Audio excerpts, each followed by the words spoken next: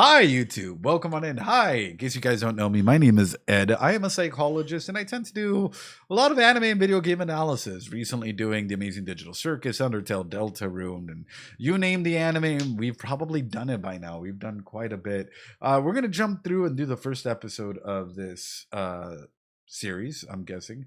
It's been recommended to me by a number of people, and we're just gonna jump in, see what it's about. I do stop, I do talk, I do analyze quite a bit, and I really want y'all to just be aware of that. So grab a drink, grab a snack, and get ready. I do have my whiteboard. I do have my expo markers. So a lot of aspects of what I do is, we will stop. I will bring up some theories. We'll bring up different avenues to have a conversation about either the characters or world, the environment. I know next to nothing about this series other than the fact that this is a series that I think some people enjoy, a lot of people enjoy. So why don't we go and just jump into it, shall we?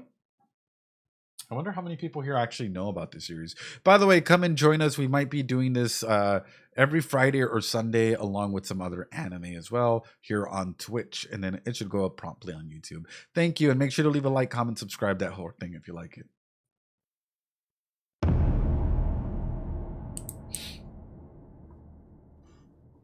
So it's... I need to sleep. Bungo. Making sure you guys can hear that. All right, we good on the audio? All right, making sure we're good on audio. All right, let's go back to it. Bungo Stray Dogs. Let's do it.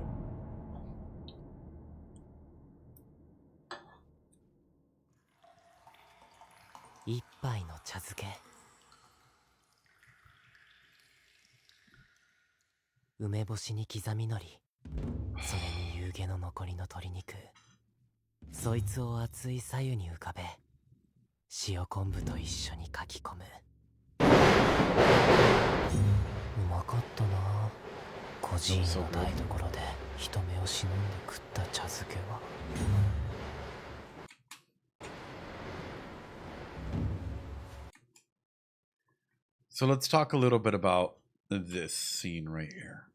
All those bows of Chaskia sneak into the kitchen to make an orphanage. First off, this reminds me a lot of like dissociative trauma aspects, right? Whenever an individual, first off, I'd sneak in, so it's already past tense. So aside from the grammar aspects of things, right? Oftentimes, whenever you start like deeply remembering something like this and looking at just a character design immediately, it shouts to me trauma, right? Like instantly, like what, right? But also look at the colors used, right? It goes from just that specific brain, right? From that specific, yeah, we're watching Bungo, that specific avenue of like, the food, right? It looks so delicious. It looks absolutely wonderful, right? To being interrupted harshly by a passing train, right? And this is normal, everyday, routine. Instead of being in the real world, in this beautiful scenery and everything that's coming on through here, where is this character? Is this character in the present or in their mind, in their head? That's the question, right? Where are they at? They're stuck in the past, right? So a key aspect of this, and you can even tell by the dollar that comes up. That was so good. He's still in, for this character, Orphanage immediately. And I know some people are like, just let the scene play out. Hindsight is 2020. We're working through this as though we're understanding the character as you're telling this. We're trying to break it down, right? I'm not going to be stopping for every little bit, but there's just so much to go ahead and talk on this. Something else I want y'all to pay attention to is like light in characters' eyes are always so important whenever it comes to anime, because like the way that eyes are represented, right, and the way that you can see light flicker in and out really showcases a lot as to whether they're here or whether they're processing something, trauma, unfocused eyes, exactly, trauma, or if they're stuck in their head. Now with this, right, where's this coming from? And I'm sure it'll be answered, but where is it coming from where even a disruptive sound like a train isn't disrupting this memory, right? Even this beautiful scenery that you're in is still giving you this 1,000-yard stare. What sort of trauma has this character gone through to enable aspects of dissociation in the present? Where food right? We already know that there's a food and there's the orphanage or that safe space. So for this character, immediately reflecting back onto food, immediately bringing that orphanage aspect in, it makes me wonder: did something happen?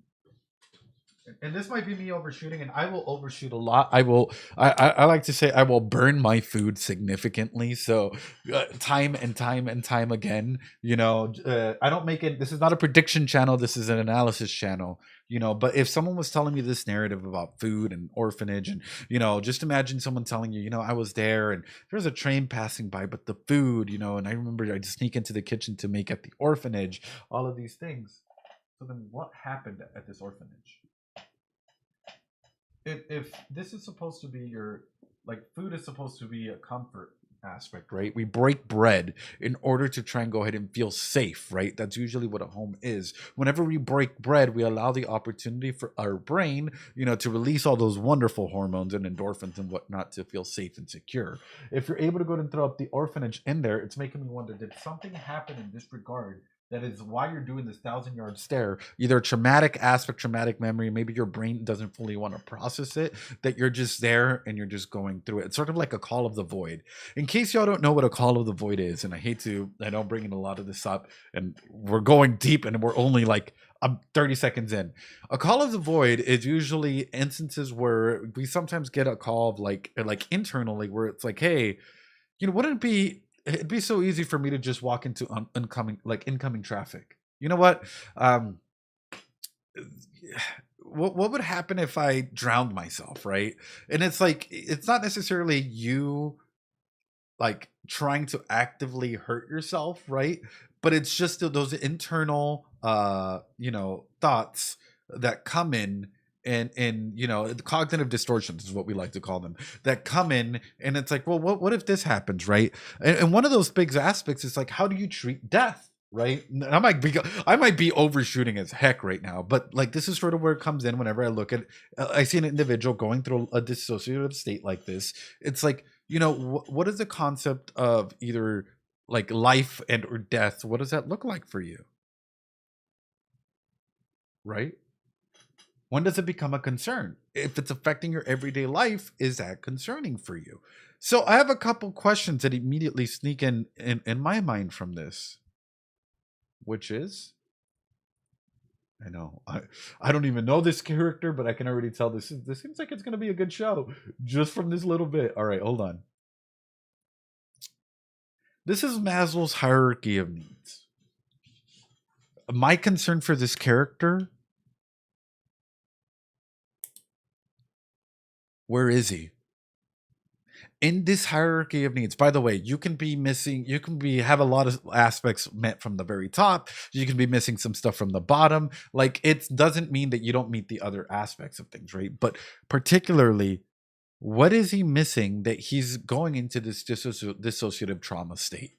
For me, I'm thinking that he's either in the red or yellow, where he either doesn't feel safe, secure, body, employment, resources, one of those aspects where maybe they're fearing for their own self, right? Breathing, food, water, sex, sleep, homeostasis, excretion. Something is being affected in this aspect where maybe this is what's happening. This is what's causing this dissociative state, right? Where something is being messed with in this way, right? Don't. By the way, dissociative states can also happen in the green, right? Where you might be having a lot of friend issues, whatnot, that triggers your core, right, as to who you are as an individual. That's why I'm looking at this, and it's just, I don't know. That's one of the big things. You'll be seeing a lot of this triangle. This is Maslow's hierarchy of needs. It's quite a lot as we keep working through this. All right, let's see what comes through it. He's more worried about salted kelp. That's crazy. Than season 1. うまかったな。孤児院の台所で人目を忍んで食った茶漬けは。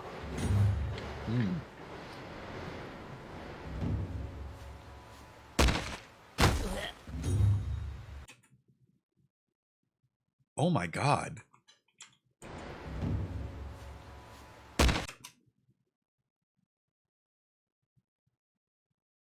Yeah.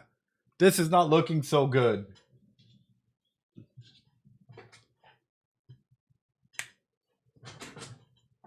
All right, chat. Quick mental status exam here. Mental status exam is whenever you go and see any clinician, any behavioral health technician, any psychologist, they have to go ahead and do a mental status exam to understand where you're at. What does that mean? It means observing how you're dressed, how you look, how you speak, if your thought process are logical, illogical, present, how's your eye movement? Are you paying attention? So on and so forth. Chat, what do we see? For me, immediately clothing. Ragged. Right? Thought pattern.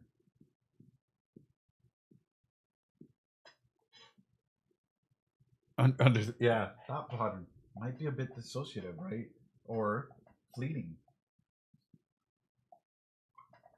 Unfocused, yeah. The memory felt like life passing before your very eyes. What else, chat? What do we see? They don't seem to be very strong. I don't know how else to say this. They don't. Does he even have shoes? It looks like he does. It looks like they. Well, I'm not even sure if it's a he. It might be a they. We gotta respect their pronouns until they establish it. It looks like socks. It might be socks. Yeah, they might have.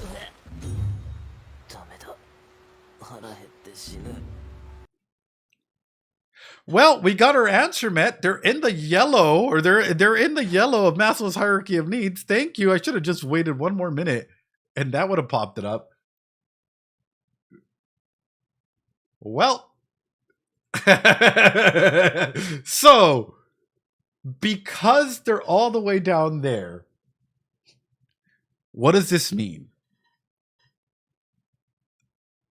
So for me, it's stating a couple of things. If he doesn't have food, right, then does he have a safe place to sleep, right? No, then they're probably in survival mode. And if they're in survival mode,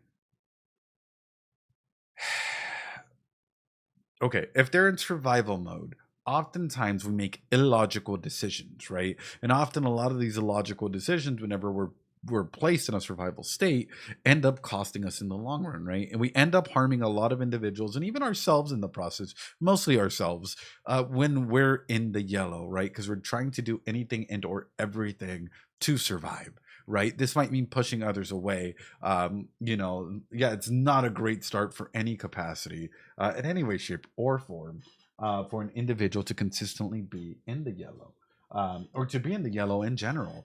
So that's why I bring this up, because ultimately, it's hard for individuals. For example, how hard would it be for them to start thinking about morality and, existentialism and aspects of self when you're starving? How hard is that for anyone? It can be quite difficult. So that's why I bring this up, because for me, it's like, okay.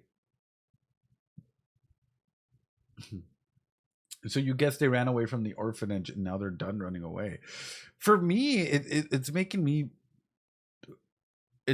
think that something major, of course, anime, right? Think about anime tropes. Something major must have happened at the orphanage, something traumatic to the point where they had to put distance with themselves between them and the orphanage in some capacity. They're dissociating because it was either traumatic, or B, the hunger, hunger aspects could also cause you to start dissociating. If you're so hungry and maybe you haven't eaten for days, but then that brings up the question, why haven't you eaten for days? Unless, of course, something internally is being blocked there. Yeah, desperation can drive people to extremes. Absolutely.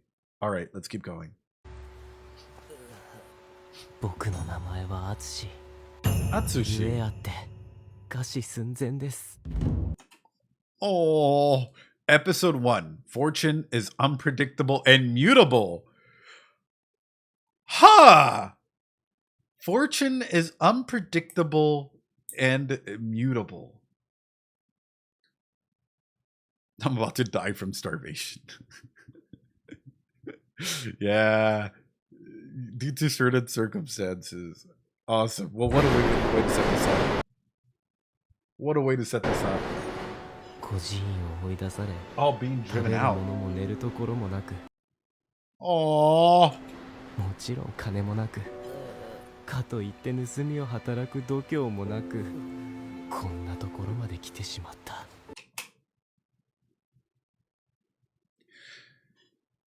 As someone that has a lot of social workers and case managers under me, this individual, and correct it, what's their name again, chat? Sorry, I'm gonna need some help here. Um, this individual, like for example, if they were exited out of an orphanage or even out of a shelter, right? Atsushi, thank you. If Atsushi was exited out of a shelter, out of a group home, usually you have a support system that links you towards your next avenue of care. Because leaving an individual to starve out there, right, without any support or without anything being established for them, 罪を働く度胸もなく like without anything, any form of support or anything in that avenue, isn't healthy and would usually lead to relapse, right? Where they become, like essentially it can lead towards further disasters, further issues, as we're clearly seeing with Atsushi here. But also, I'm going to ask this because this is something that, like, as a therapist and as a psychologist, you're usually trained to think about. How much of a reliable narrator is he or are they? How much of this story can we truly believe 100%? And this is something that I ask all the time, right? Yeah, you lack the courage to steal, right? You were kicked out without any support, without any sort of transfer, any opportunity of, like, establishing a healthy rebound, or I forgot what it was called. I think it's called not recertification, reintegration into society. こんなところまで来てしまった。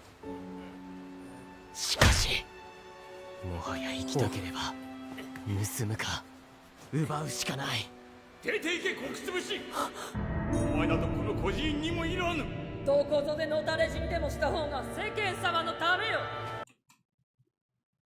Oh my god. Oh my god. Okay, wait, hold on.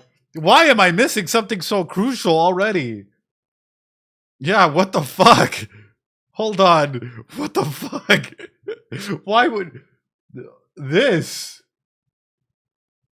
If he's in an orphanage, how's his attachment style, chat?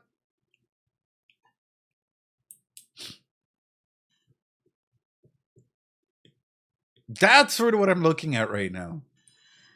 It's going to become very hard for an individual that may have grown up in an orphanage where they talk to them to grow up in a secure attachment style. So more than likely, we're going to find someone with a bit of an avoidant, fearful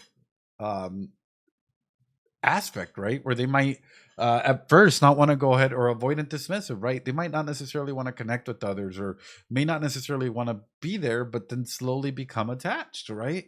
Strongly start to fear rejection, may not have the highest self-esteem, and maybe they start to work through that, right? I don't know. But I will say that this doesn't sound like a healthy, anything but secure. This does not sound like a healthy upbringing.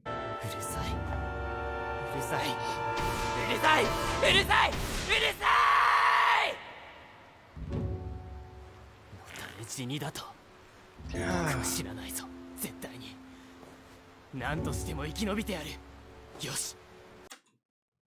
I'll attack the first person who comes along. Whenever you're in a survival mechanism like this, right? I'm not gonna die. A lot more focused. Robbed them of everything they had. And that's exactly why there's support networks usually set up after a person leaves either a shelter, an orphanage, or anything like that. When you're in the yellow, you're going through the stages. Most people have heard of fight or flight, but you also have others. Freeze, fawn, flop, and war, right? You can either choose to just absolutely be frozen in place, right, by the circumstances, the events that are happening, right?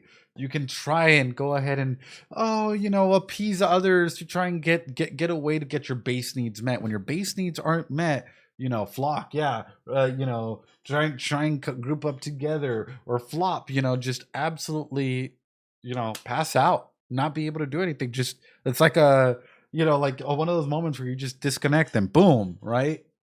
Our brains are very powerful things that when it comes time to, when we're in fight or flight mode or survival mode, it's going to pick one of the F's, and it's an instant choice as to, well, what do you do? What's your next step, right? I'm glad to see that he went from, and you guys can tell here, literally, this is so well written. Freeze. Flop.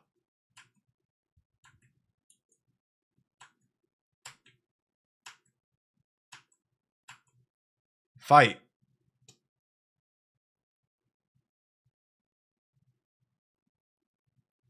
That's awesome. That is phenomenal writing. That is a way to show a character literally his, like, their brain turning through everything, right? Going through these 3 different survival stages for them to come through and be like, you know what? I'm not going to die. And let's talk about that. Because that's a big avenue. That's a big motivator. Existentialism, right? Do you fear death? Like, how do you think about death, chat? A lot of people, whenever it comes to death, they're afraid of it. They fear it. A lot of people are afraid of legacy, right? How is death going to come towards them, right? This is sort of where it triggers that fight or flight, right? But with this, there's other people that are neutral to it, right? We'll do this. Like, whatever, it is what it is. There are other people that love death. There are other people that absolutely, like, and I don't mean like, oh my God, they're in love with it. It's more like they would welcome it with like open arms, right? In terms of like what may come, because out of the curiosity as to, hey, well then what happens after we're gone? What does a legacy look like? What does death or passing entail, right? Because it's one of those things where, like, we as humans don't really fully know, right? So there's different layers that a person can go ahead and do it. They can either resist the topics, right? You can fight against it, you can be neutral, or you can even choose to go ahead and be welcoming towards it. Of course, these all come in exchange where there are individuals that will literally do anything and everything to try and, you know, go into it or fear it or so on and so forth. But the fact that they're here, right? And Atsushi is here, right? And they're like, hey, you know what? I've gone through my stages, right? I've gone through my stages of like being frozen, going through that freeze response, flopping, and then saying, hey, you know what? I'm going to fight and I'm not going to die. You know what? I am going to live, and I'm going to live the best life I can. Like, that is awesome. That is a way to write a character and showcase their mentality, right? Showcase their mental aptitude towards the concepts of death and existentialism, and also how they deal with things at their like most primal level, right? So, for example, if I were to ask a simple question, right? A very traumatic figure, individual, or I don't want to write I embrace that to not sound like I'm like, but I guess it is normal to feel that. Yeah, absolutely adorable. For some individuals, like, you know what? Some individuals are like, hey, I embrace death. I'm open to it, right? I have open arms to it. It is what it is, right? I'm neutral about it. It will happen, right? Some individuals are like, I don't think about it, right? Because it's a lot better than having to go ahead and like, you know, have that anxiety, have that pressure, have that stress on you. And there are others that will do anything and they'll be like, I'm not going to die. I don't want to die. I don't want to, you know, like their whole aspect revolves around not dying and not necessarily living. And that's a big topic to talk about, right? Ooh, sorry, chat. This is getting me all sorts of worked up. And I know we're only a couple minutes in, but whoa. どこぞでのたれ死んでもした方が世間様のためよ。うるさい。うるさい。うるさい。うるさい。うるさい。のたれ死にだと。僕は知らないぞ。絶対に。何としても生き延びてやる。よし。この次に通りかかったやつを襲って、そいつから金品を奪ってやる。He's gonna live and rob them of everything.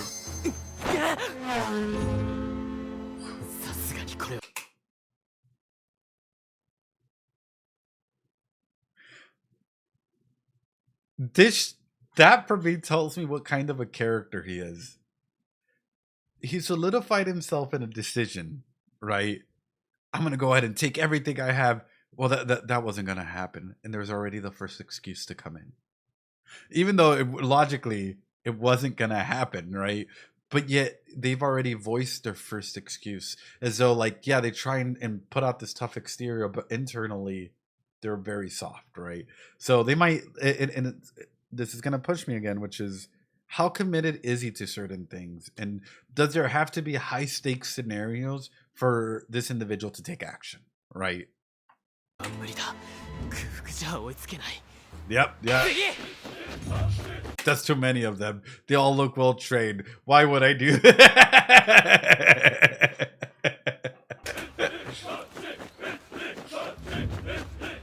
トレーニング中に持っている財布を持っているとは思えない。 The excuse comes back in and it's logical, right? He's not illogically thinking about this. He's logically processing this, which is wonderful to see, but also kind of funny that 次こそ絶対に。あ、今度こそ。お、いや、 Hey, yo! これはさすがに脳幹でしょ。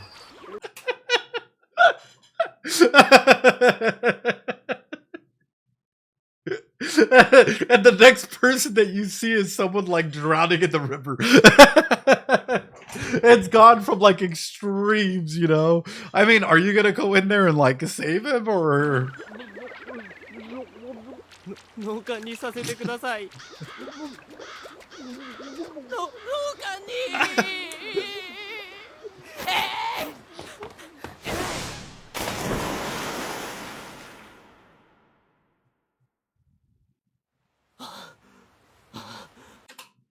What a good guy.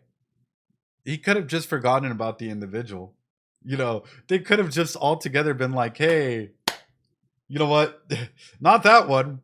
But yet they chose to do an action. They chose to put themselves at risk to go in and save someone. Yeah, even on the verge of starvation, right? In the end, I saved a life. Oh, God.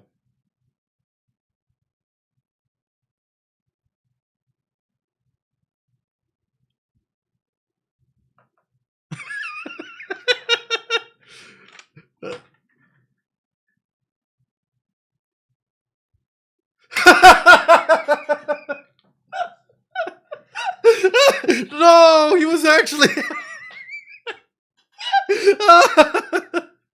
He's like, I was trying to drown myself. You interrupted me from taking... Oh, that's such a great juxtaposition.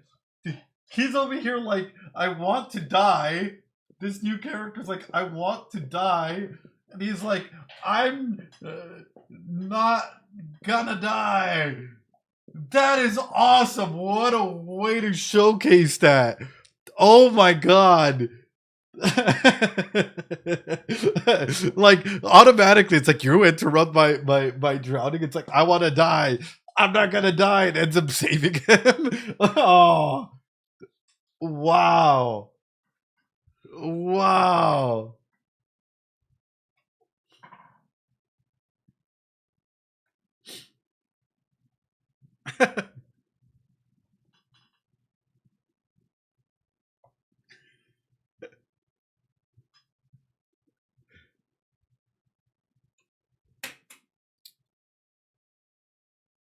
Okay, but that then comes in the reason why. Oh, but you just had to interfere. He is so salty about that, right? Why, like, you know, what drives you to attempt on your life? Like, what is your reason behind that? And also, what does your support system currently look like? Again, oftentimes, as I mentioned, right, death, and it seems like death might play a big role in this show, or the concept of death. I know he announces it with such pride. 私は自殺をしようとしていたのだ。それなのに君が余計な。But you just had to interfere. What happened in your life for you to... oftentimes some things that I've seen from individuals that have had the call of the void or have attempted, aside from traumatic events, is individuals that may feel guilty, right? Individuals that have a lot of guilt. I've seen oftentimes like, attempt. I've seen, and what's interesting in this though is that they're attempting by drowning. There was a study recently, and there's been a study for a while, as to like pretty versus unpretty forms of death. I know it's going to sound weird, right? But usually, let me see if I can pull up the study here. You guys can tell here, by the way, I'm searching the NCBI, which is the National Institute of Health here. Is lethality different between males and females? Gender differences in risk and suicide, gender differences in prevalence, right? Attempt and suicide, different avenues, gender differences, right? One of those key aspects, though, is identifying strategies to reduce suicidal intent is going to be different. Men and women and others need different strategies for prevention of future suicidality, right?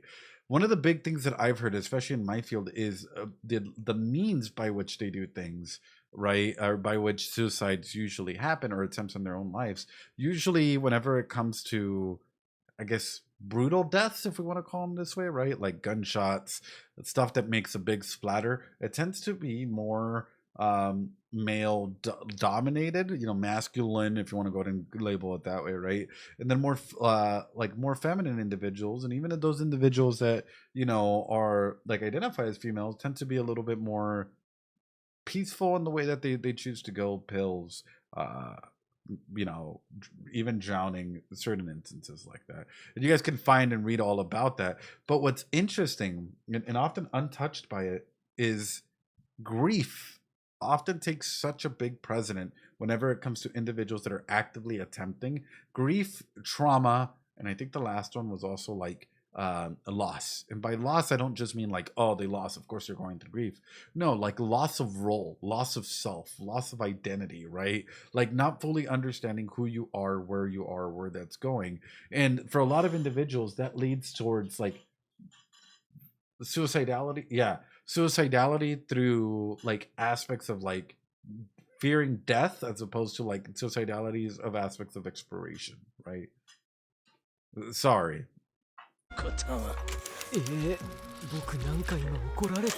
Why is he scolding me for saving him? Still my priority to commit a clean suicide.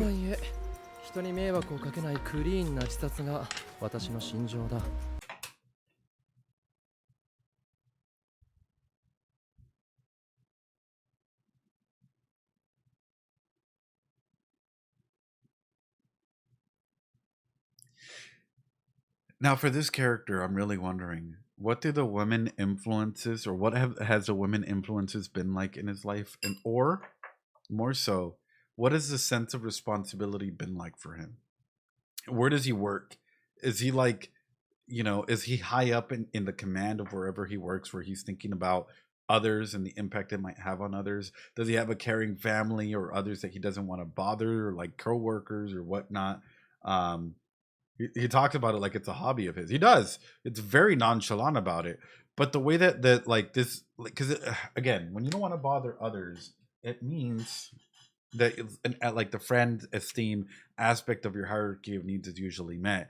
So for me, this is pushing more. I was going to go ahead and draw it, but it's pushing more so along the lines of like, what sorts of positions or roles has this individual held in the past, and have they been leadership roles or higher due to that? Like it might be a cultural thing as well, due to that belief of like, I don't want to inconvenience others by my passing, right?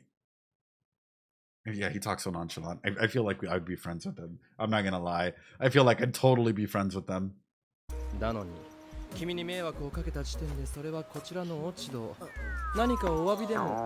Should apologize in some way.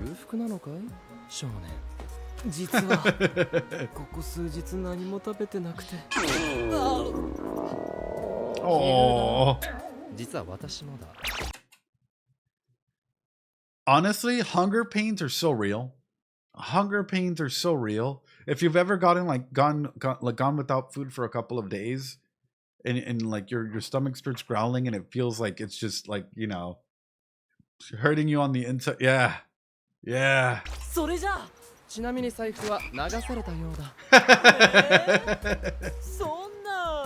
Oh.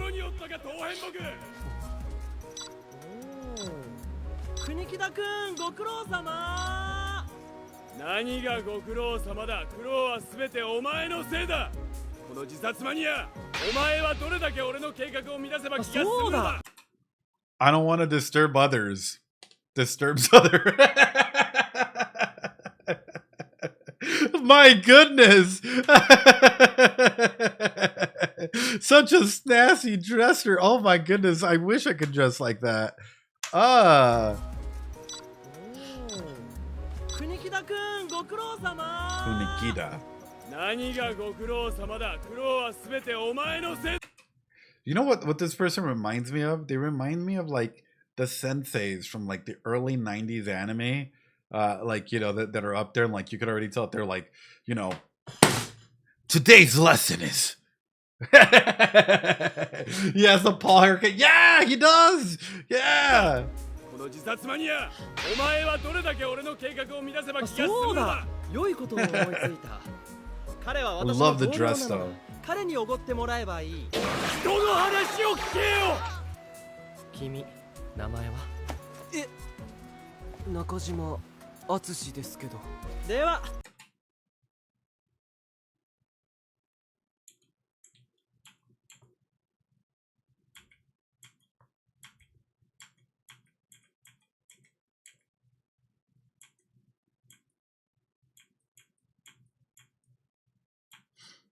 Hold on, chat. Let me activate. Hold on.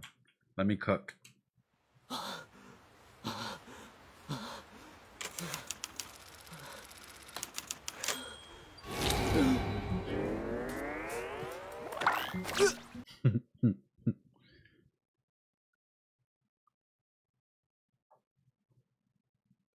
I was rescued.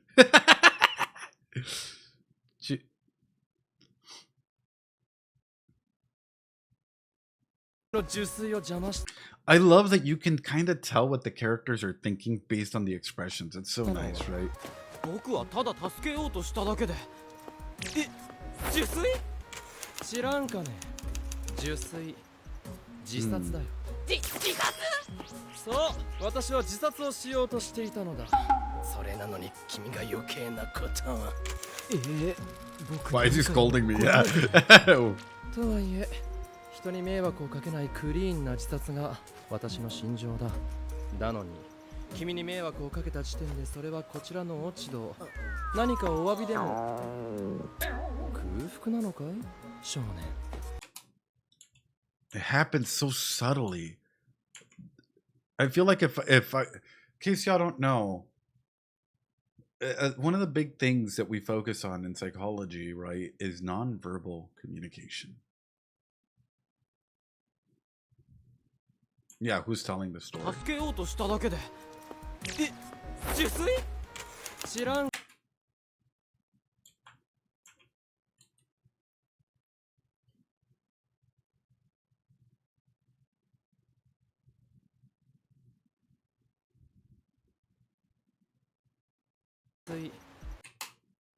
自殺だよ。自殺？そう、私は自殺をしようとしていたのだ。それなのに君が余計なことを。僕なんか今怒られてる？ It's gonna sound weird. How strong is this character? いえ、人に迷惑をかけないクリーンな自殺が。 Like, of a character in the series in general, how strong of a character is he? How much presence does he actually have in lead? 私の心情だ。 There's a couple things that are happening here that I find absolutely amazing that they've established almost instantly. Here you go. There's a point in here where this character, what's his name? Has it been revealed yet? What this guy's name is? Where this character, right? This is a genuine surprise, right? But look at the way that even non-verbally, they start to establish a sense of a power dynamic. And even more so, something I find interesting, it is such a micro switch. Like, such a micro switch that I felt like if I didn't have the opportunity to analyze it and just go normally, I wouldn't have caught on to it. I want to see if you guys can get it. My chat, you guys have been trained to go ahead and pay attention to little things like this. There's such a micro switch that happens where this conversation goes, yes, they're still retaining a power dynamic, into this character analyzing Atsushi. Where this character is fully profiling this character. It is such a microsecond of a switch that, like, I'm kind of blown away that if my brain hadn't told me, hold up, like, red flag, what just happened? Look. Oh my god, this might be a... So it's genuinely...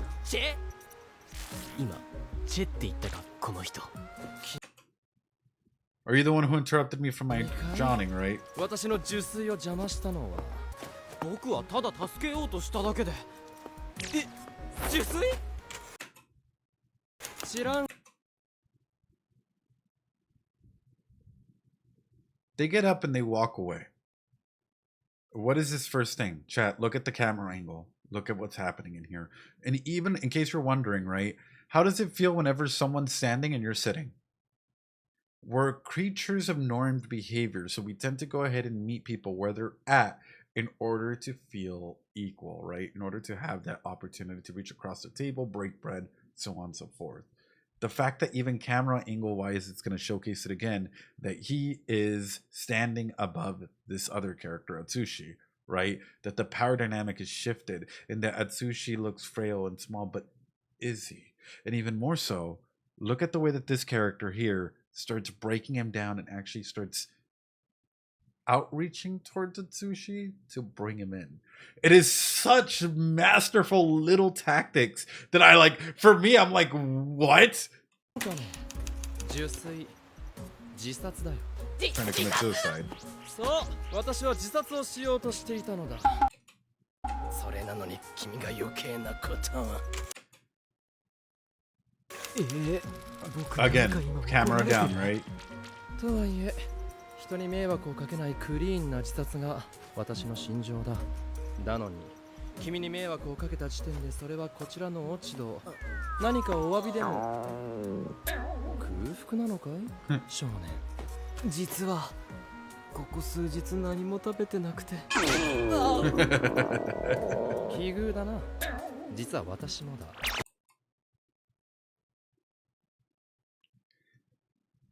He could have chosen not to respond. He could have chosen not to do anything, but yet he does. And yet he finds a way to connect with Atsushi here. The moment that it's interesting, right? This is what I find interesting is like, so the fault lies with me, right? Without troubling others.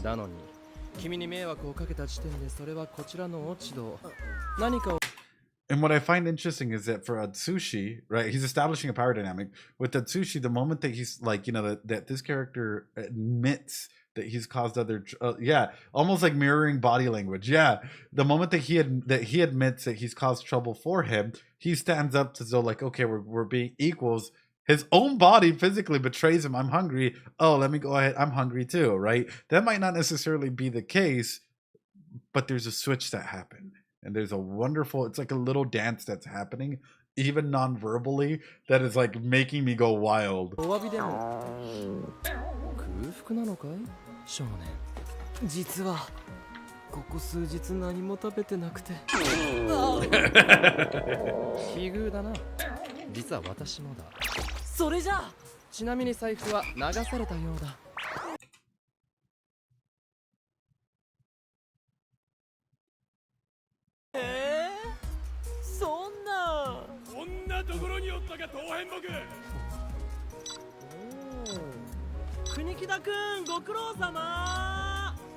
何がご苦労様だ苦労は全てお前のせいだこの自殺マニアお前はどれだけ俺の計画を乱せば気が済むのだ良いことを思いついた彼は私の同僚なのだ彼におごってもらえばいい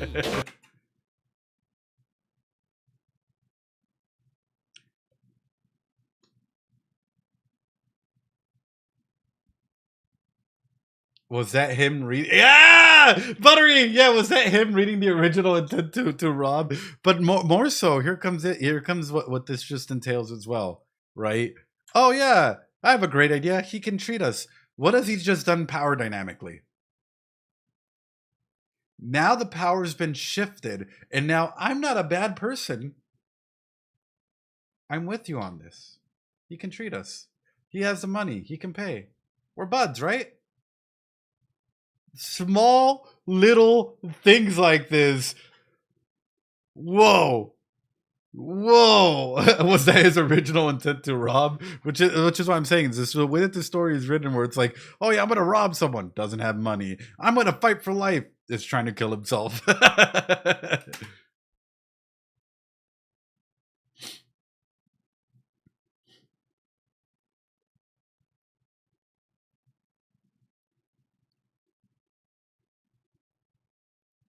Atsushi.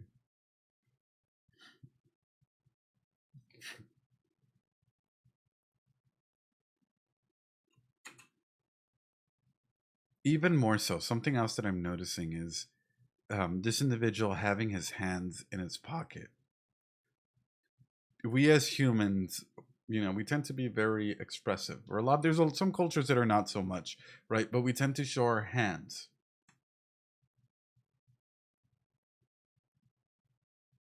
Why? Because it means that there's no issue, no trouble, no nothing. At the same time, hands in a lot of media represent agents of change. Yeah, you can be a pocket person, but when you're interacting with others, right, you're not going to keep your hands in your pocket for an extended period of time, right? You're going to take them out from time to time, but look what's happened, right? For the most part, he's always had one in there. It shifts from one to the other, and unless he actively took it out that way. But for majority of it, what does this showcase? For me, it's okay, is he reserved?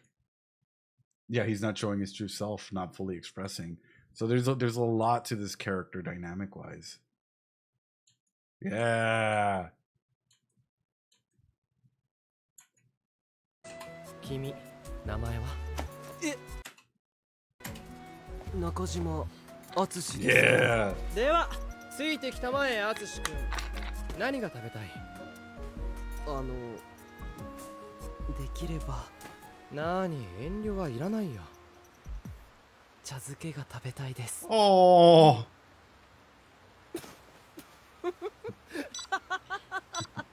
餓死寸前の少年が茶漬けを所望か。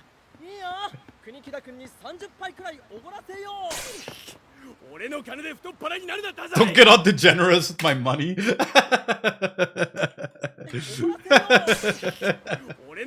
Dazai. Oh, okay. Now we got a name. Dazai Atsushi Kunikita. Got it.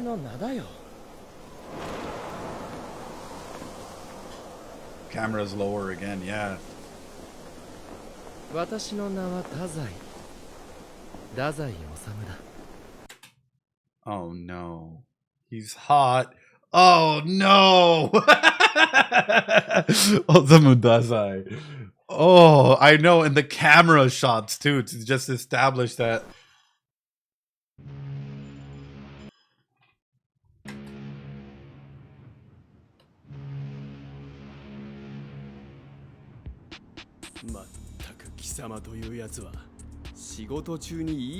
What a nice river.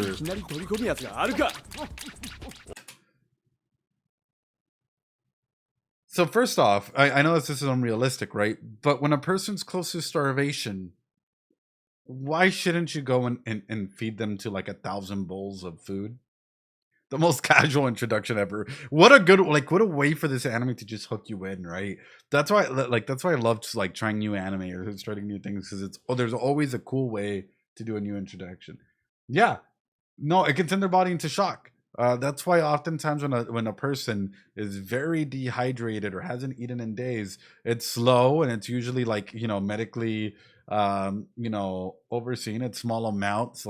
You don't do a full course, because it's gonna affect you, right? It's gonna absolutely It can hurt you. Refeeding syndrome. おか Yep. げで見ろ、予定が大幅に遅れてしまった。国木田君は予定表が好きだね。これは予定表ではない。理想だ。我が人生の道しるべだ。そしてこれには仕事の相方が自殺マニアとは書いていない。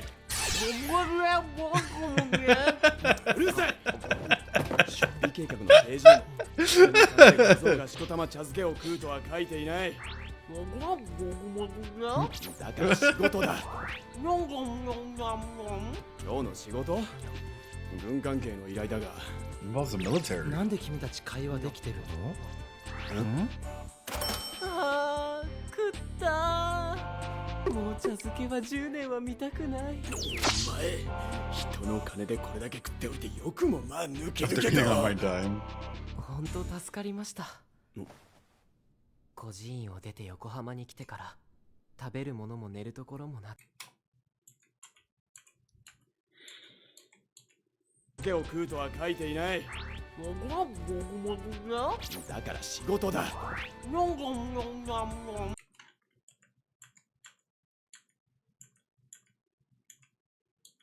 というやつは仕事中にいい川だねとか言いながらいきなり飛び込むやつがあるか。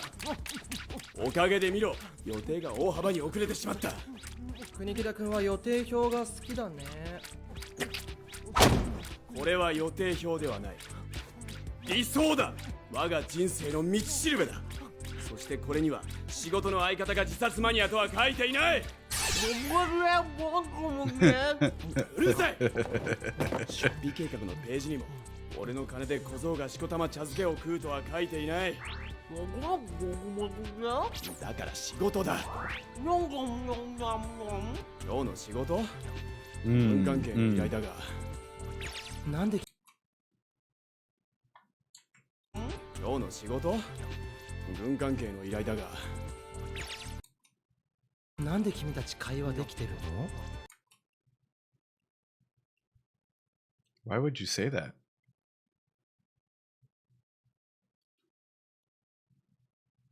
If your job involves the military, and if it was, why would you say that?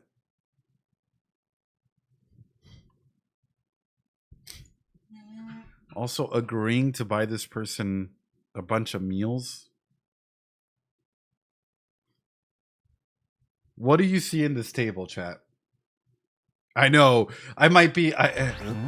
Oh, crap.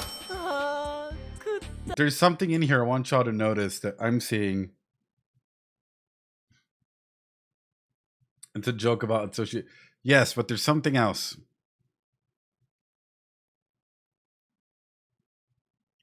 I know it's a joke, but this is so layered. It's what I'm finding. This is layered in meanings and stuff. The Zai is observing and intervening when he feels like that. Yep. What else?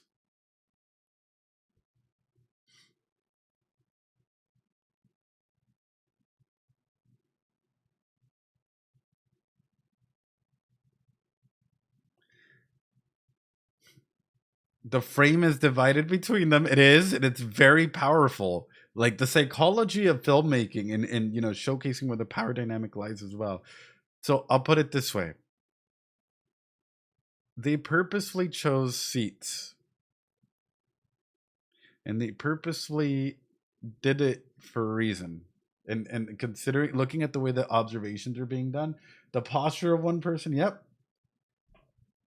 Their backs are up to the wall as though this individual, right, Atsushi, is able to get up and leave at any point in time. There's no food on their side, even though he said, I think the Zai, right, said that he was hungry.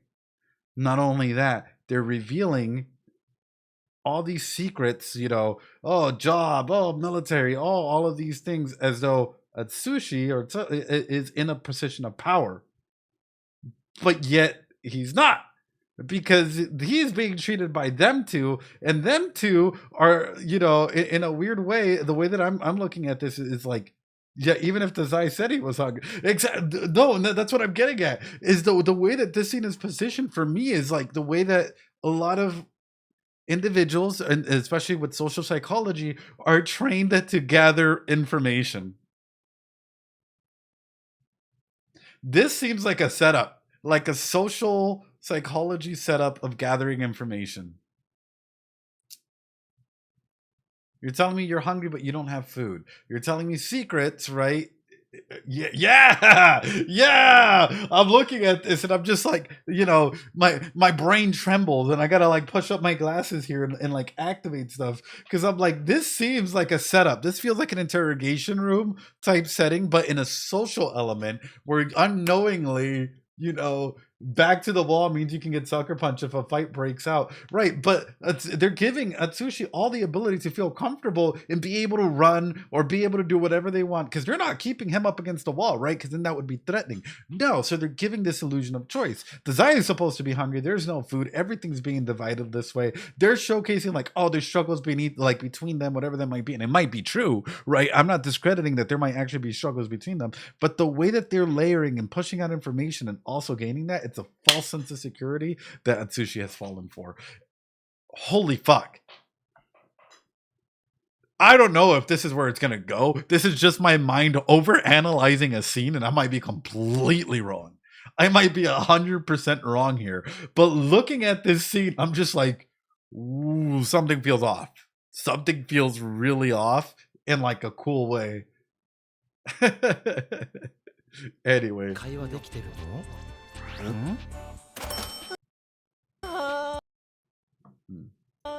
ったもう茶漬けは10年は見たくない。お前、人の金でこれだけ食っておいてよくもまあ抜けと。本当助かりました。孤児院を出て横浜に来てから。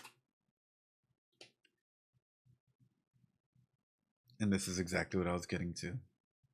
He didn't have to buy him food. He broke bread. What happens to individuals when you feel a false sense of security or a sense of security and you break bread? Yep.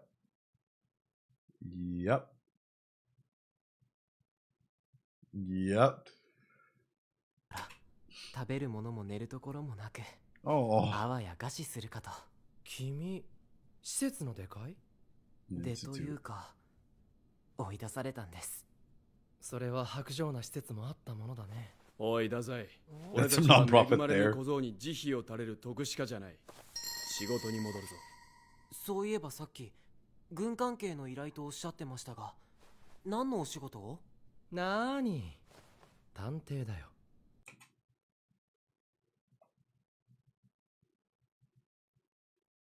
They guided you back into this conversation, kid. They're really smart at what they do. They've guided you right back into this conversation, into this line of thinking. They didn't have to bring this up, and considering how confidential this, this aspect that they're going to talk about seems like, it would seem like a conversation that you would have with someone when a third party isn't there. But yet they bring this up in a very specific manner that's making me go, 太宰、俺たちは恵まれぬ小僧に慈悲を垂れる徳しかじゃない。仕事に。 Look at the way that this is brought up. Like, hey, you know what? Like, nonprofit, like, we related a little. Now back to this. Whoa! そういえばさっき、軍関係の依頼とおっしゃってましたが、何のお仕事を？なーに。 They're just detectives. 探偵。探偵といってもペット探しや不定調査ではないぞ。Oh. 異能集団。武装探偵社といえば聞いたことがあるのではないか。 Supernatural detectives? Wait a minute. 風の噂で聞いたことがあった。武装探偵社。曰く、軍や警察に頼れない危険な仕事を専門にする探偵集団。 Oh shit. 世界と夜の世界。その淡いを取り仕切る悪魔の武装集団。 Night and day? なんでも武装探偵社の社員の多くが異能。 So then there is superpowers in this world. Oh, this is gonna be pretty fucking hype. If you're telling me that the first 5 minutes of this show already has this much bite into, or like 10 minutes of the show has so much. We're an hour in and we're like 5 minutes, 10 minutes into the show, and it's already has this much to like analyze and break down. I'm assuming that their superpowers, or if they have superpowers, supernatural powers, it's gonna come. Yeah, told from who? Exactly, told from who? All right, everyone, let me know when the ad starts so that way I can go ahead and pause. But if the if the superpowers have some sort of correlation to the way that they're acting and reacting, for me,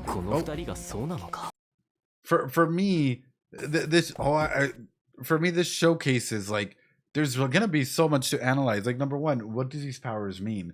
And number two, how is this story gonna keep evolving, especially with bringing them on? What do you mean that they're a detective agency and they just shared all of this stuff with this kid that they just picked up? Kid, I would run if I were you. Ooh, I would be running, because you're telling me that individuals with superpowers just randomly picked me up and gave me food, and they're all from a detective agency, a supernatural detective agency, the cream of the crop. Yeah. Anyway, it looks like ads are currently running, so we're going to take a quick little break, run to the restroom. I hope you guys are enjoying this so far. I hope that you guys are having as much fun as I am. I never know when it comes to shows like this, random shows that we just start up and we're like, all right, let's try it out. But I hope that you guys are maybe seeing some things that maybe you didn't see beforehand, or you guys are liking the psychological deep dive into it. By the way, I don't know much about Japanese culture or whatnot. Have a good night, Evie. So if I miss out on key details, I apologize, like important features, names, or whatnot. Just a heads up. I'm not an expert in most things. I'm an expert in psychology, but not really.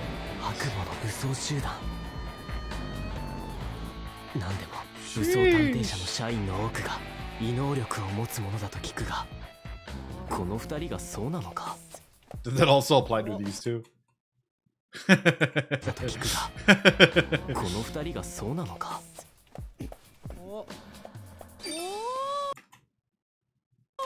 あんなところにいいカモイが。立ち寄った茶屋で首吊りの算段をするな。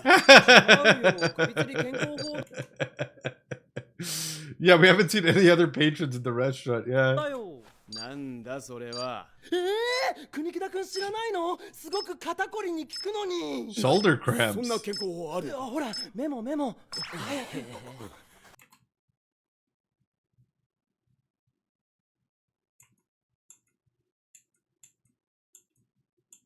社員の多くが異能力を持つものだと聞くが、この二人がそうなのか? Why do I feel like maybe what is he actually writing though? Yeah, no, 100%. But like, why do I feel like Dazai is actually picking up on the fact that, like, this kid might not necessarily be comfortable? And again, you don't have to point out these things, but yet he does. Chat, I'm gonna put you in a perspective of, a criminal psychologist. I go into a room and I start seeing that you're uncomfortable. What do I do?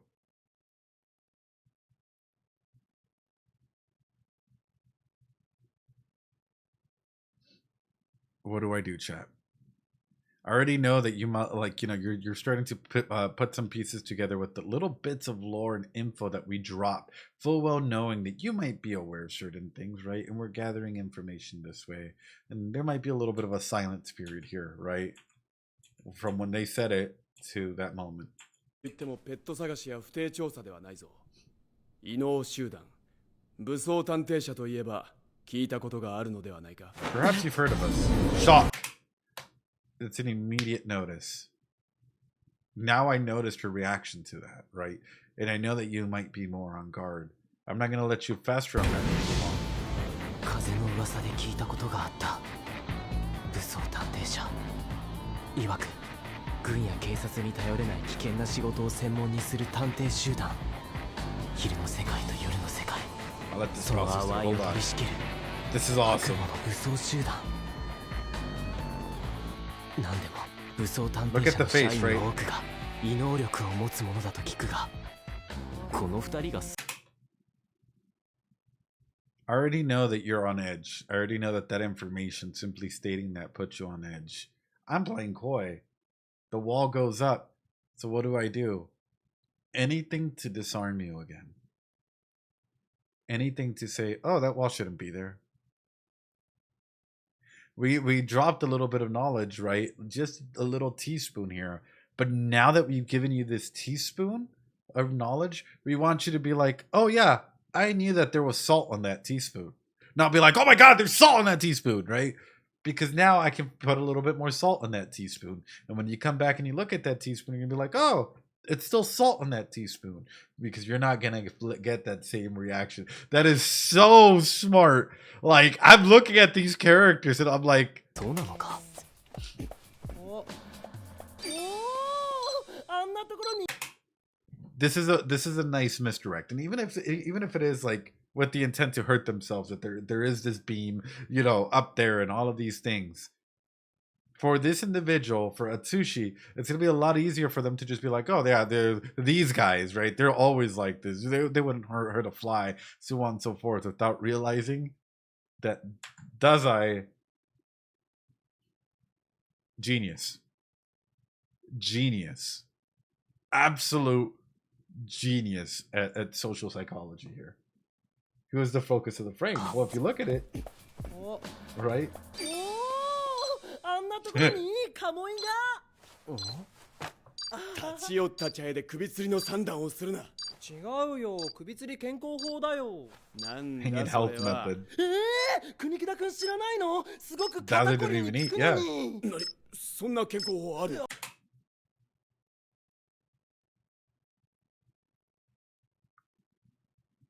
Peak.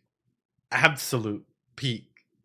They're going, and the other guy picks up on it, right? And the comedic routine comes back.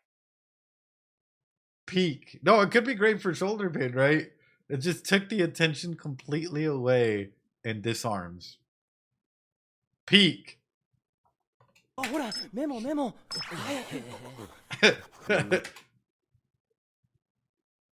And look at his facial expression, right? Like, oh my God, really? Really? That's why I'm saying, Dazai said he was hungry. He's not eating. We're seeing all these little power moves that are happening and little methods to disarm and rearm. This is...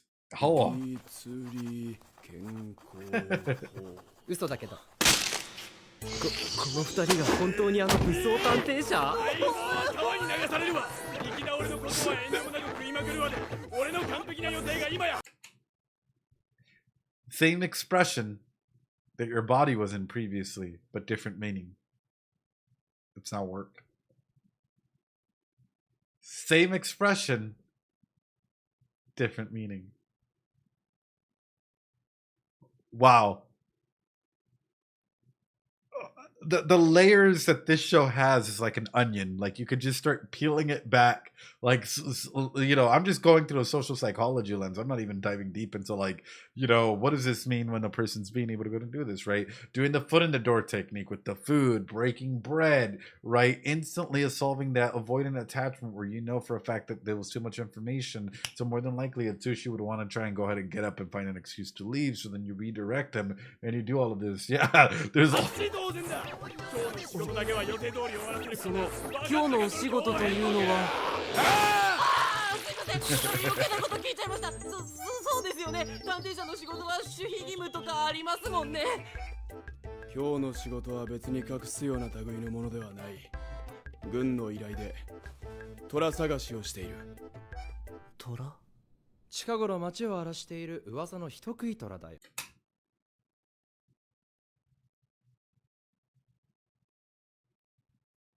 A man-eater who's recently appeared in these parts. Why did the camera start zooming out as though these were the real questions? Holy fuck. Yeah, that's a freeze. That moment of freeze. Like, look at the eyes. It was instant again, right? Oh my god, look. Wow. 軍の依頼で虎探しをしている。虎？ A tiger? 近頃街を荒らしている噂の人食い虎だ And then the camera zooms out as though this is an investigation. Chat, I need some Doritos in the chat. This is like, they really thought about like peak filmmaking and then who's actually the center that like it is under investigation, under focus, or whatever's coming through, right? It's Atsushi. That's awesome. まあ本当に人を食ったかは知らないが、倉庫を If 荒ら it's したり devoured anyone. 畑の作物を食ったり Farm 好き product 放題さ。最近この辺りでの目撃情報が多くてね。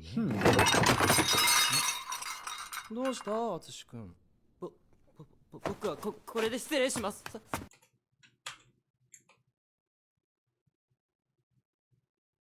この辺りでの目撃情報が多くてね。They're not even surprised at this reaction.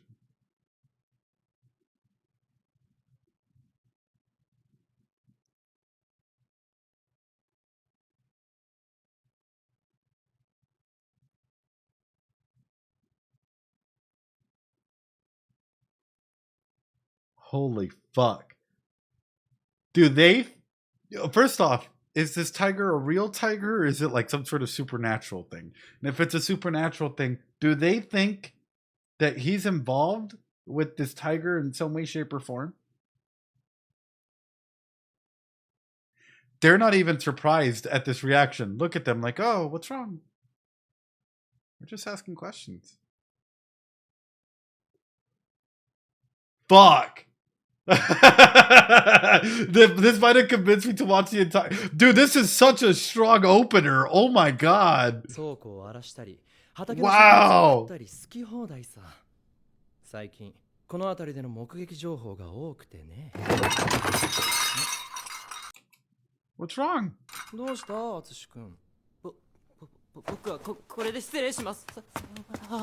待て小僧。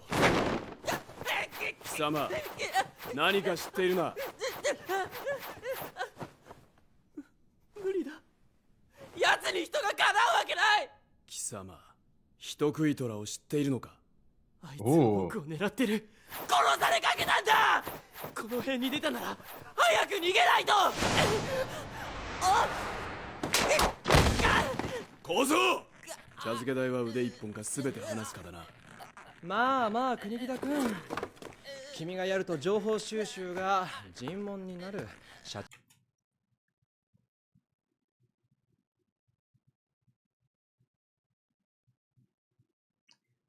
Good cop, bad cop tactics.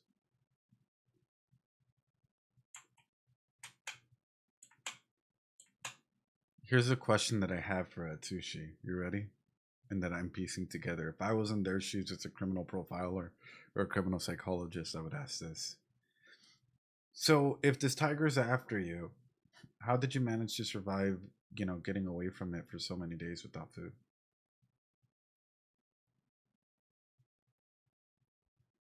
Tell me about it.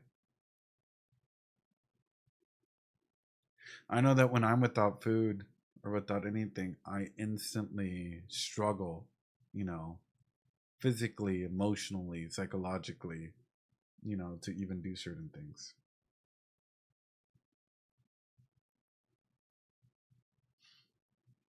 Oh, oh my God. 貴様、何か知っているな。They already know this, but they're switching up the roles. 奴に人がかなうわけない。貴様、人食い虎を知っているのか。あいつは僕を狙ってる。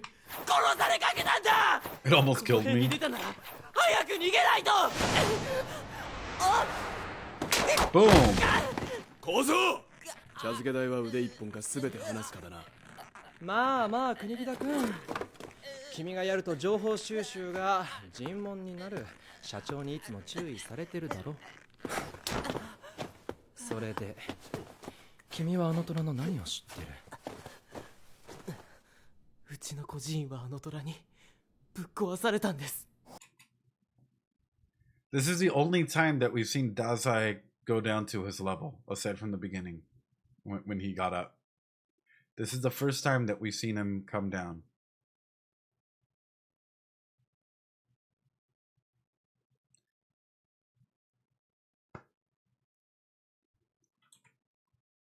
Soで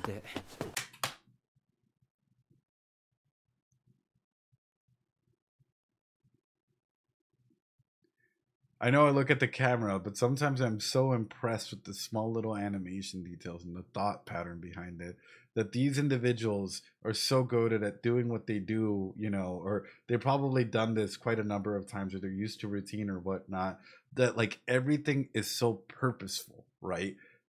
For this particular scene right here, Dazai, we've seen him standing for the most part, right? Sitting because it was whatnot.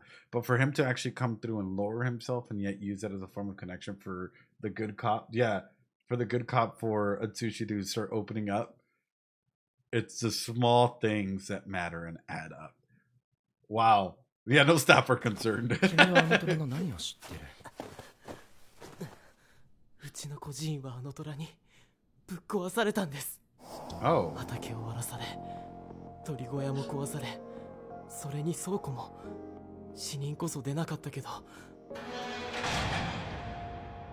貧乏孤児院がそれで立ち行かなくなって、口減らしに僕は追い出された。出ていけ極潰し。どことでのたれ死んだ方が世間様のためよ。なぜです？ What? 僕は何も。極潰しはこの施設にはいらん。いや、天下のどこにもお前の居場所などありません。どこへでも行き、朽ち果てるがいい。That's really そ weird. りゃあ災難だ。 Yeah. それで小僧、殺されかけたというのは。あの人食い虎、僕を追いかけるように、僕の行くところの先々に現れるんです。この間も鶴見のあたりを歩いていた時に、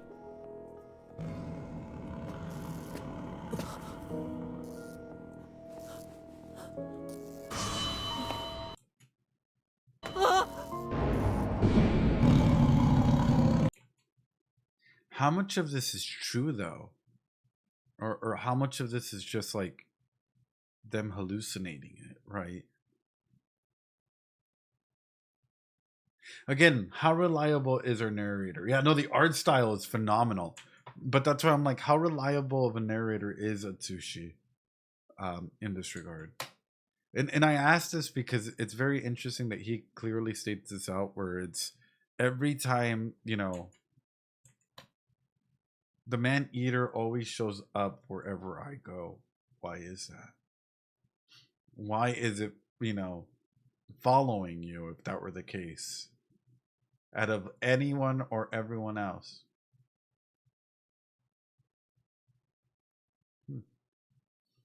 るように、僕の行くところの先々に現れるんです。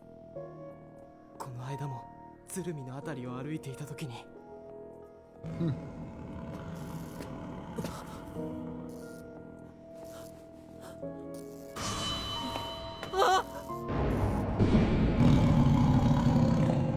I will say that is terrifying though. 施設を追い出された2週間前から何度もあいつの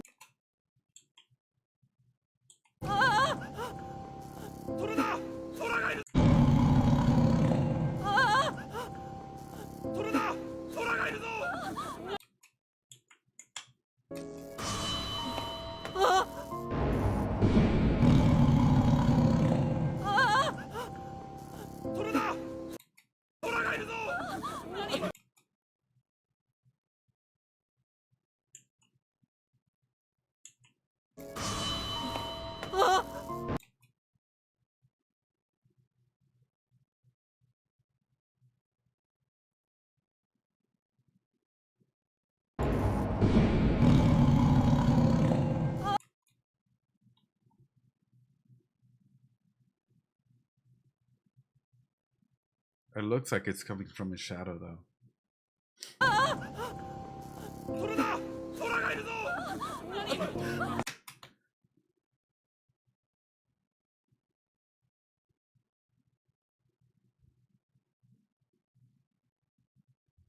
It's gonna sound stupid, and this is sort of where my train of thought, and especially this scene and everything's leading me to believe. Is he the tiger?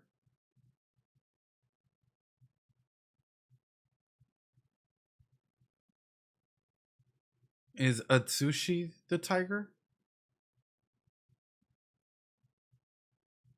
The tiger follows me wherever I go. looks in the mirror, looks like it's coming out of the shadow, right? You know, all of this regard. And then these individuals, you know, Dazai and Kunukita, kind of, you know, hardcore, building that trust, that rapport. Yeah, the one who was running from the, and that's where my mind went to immediately, right? Like Kunikita and Dazai are just like absolutely like analyzing him socially. And then the big aspect again of fight, flight, freeze, fawn, flop that we went over in the very beginning, right? Them going through all of this. Ooh. Yeah, this is weird, but it's very interesting because my brain is like a let me activate. If I could be a part of like this squad, my ability would probably be being the wizard. You know, being an analysis trait. Is he running away or towards the voices talking about the tiger? Right. Like I wouldn't actually have an ability. I'd just try and go ahead and like decipher everything. Really, I feel like that's a superpower in of itself. You know? I don't know. I always think superpowers are kind of cool. Ooh. 施設を追い出された2週間前から何度もあいつの影 I'd seen it out of the corner of my eye starting 2 weeks ago before I was chased out of the orphanage. So you saw it at the orphanage starting 2 weeks before you were chased out. を見た。きっと僕を追って町まで降りてきたんだ。その虎を最後に見たのはいつの話だい？鶴見のあたりであいつを見たのが確か4日前です。確かに虎の被害は2週間前からこっちに集中しているな。 2 weeks ago. 4日前に鶴見のあたりで虎の目撃証言もある。Oh. 淳君これから暇？なんか猛烈に嫌な予感がする。君が人食い虎に狙われているなら好都合だ。は？虎探しを手伝ってくれたまえ。いや。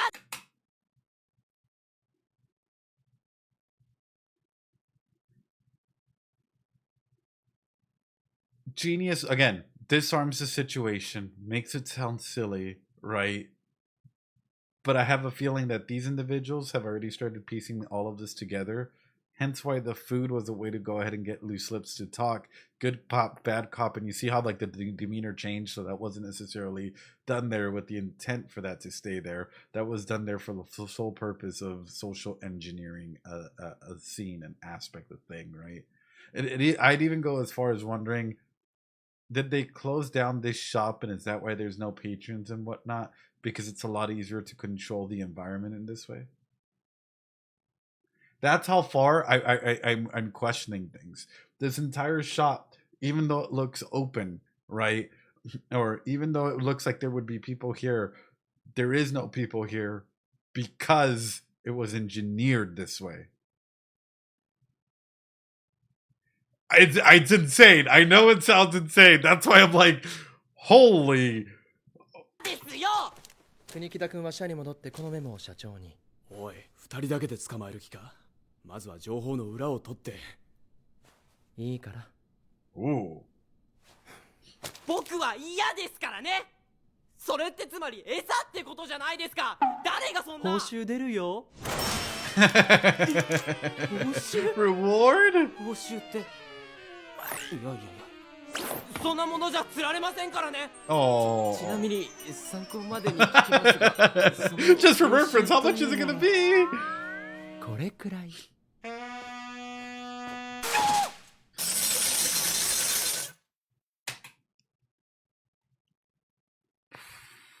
First and foremost, this is the grief wheel, right? Whenever someone goes through multiple stages of grief or aspects, what do we see from Desire, right? Or is it loss, shock, protest, disorganization, reorganization, or deterioration? Guilt, right? Going through the cycle again. Self-criticism, loss of appetite, crying. By the way, this also means deterioration. It means like, you know, attempting on life again, right? Or whatever that may be. Decreased socialization, loss of you know, loss of interest, loneliness, whatever that may be, right? Either there are individuals that can keep their social structure And yeah, deterioration is where some people go and they start the cycle all over again, right? You either recover, you try and maintain, or you start deteriorating. And that's a big aspect in this, right? Writing a comic yesterday. Oh, that's awesome, Star. You know, where are they going, right? The self-criticism. My big thing is whenever we see individuals start to deteriorate, this is one of the big areas that is the call for help, right? So for Desai, I guess that's where it's coming from is, you know, where does this like aspect of life come through? I'm bringing this up because we're at the halfway point, and we're going to go through a quick character analysis, and then we're going to pick this up tomorrow as well, because we are an hour and 30 minutes in, and we're only like halfway through the first episode, you know. So that's sort of what I wanted to go ahead and touch on before we forget, before we move on, because there's a lot to touch on in that aspects. It makes me wonder how many aspects of this grief wheel or self wheel has Desai gone through, you know. All right, up next. What has happened here? In a short period of time, there's been a lot of power and control that's been happening here. And especially to Atsushi, right?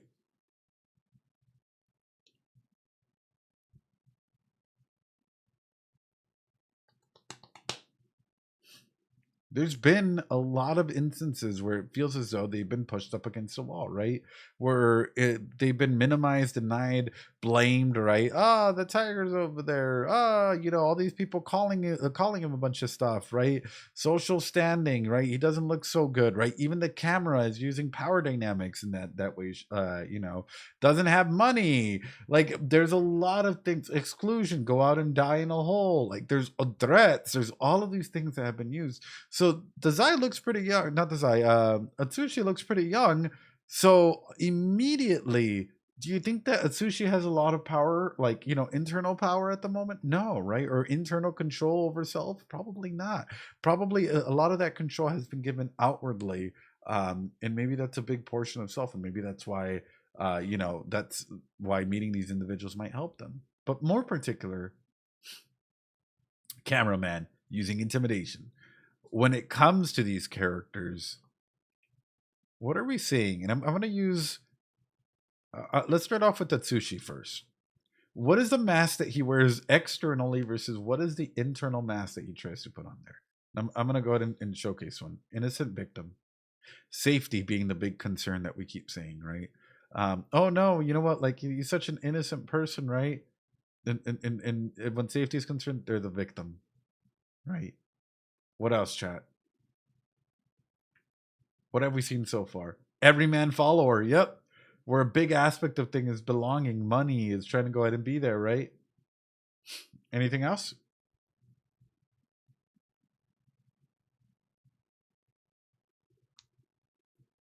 Okay. Let's go ahead and flip it. Desai. Outlaw. Well, yeah. Liberation criminal. Yeah.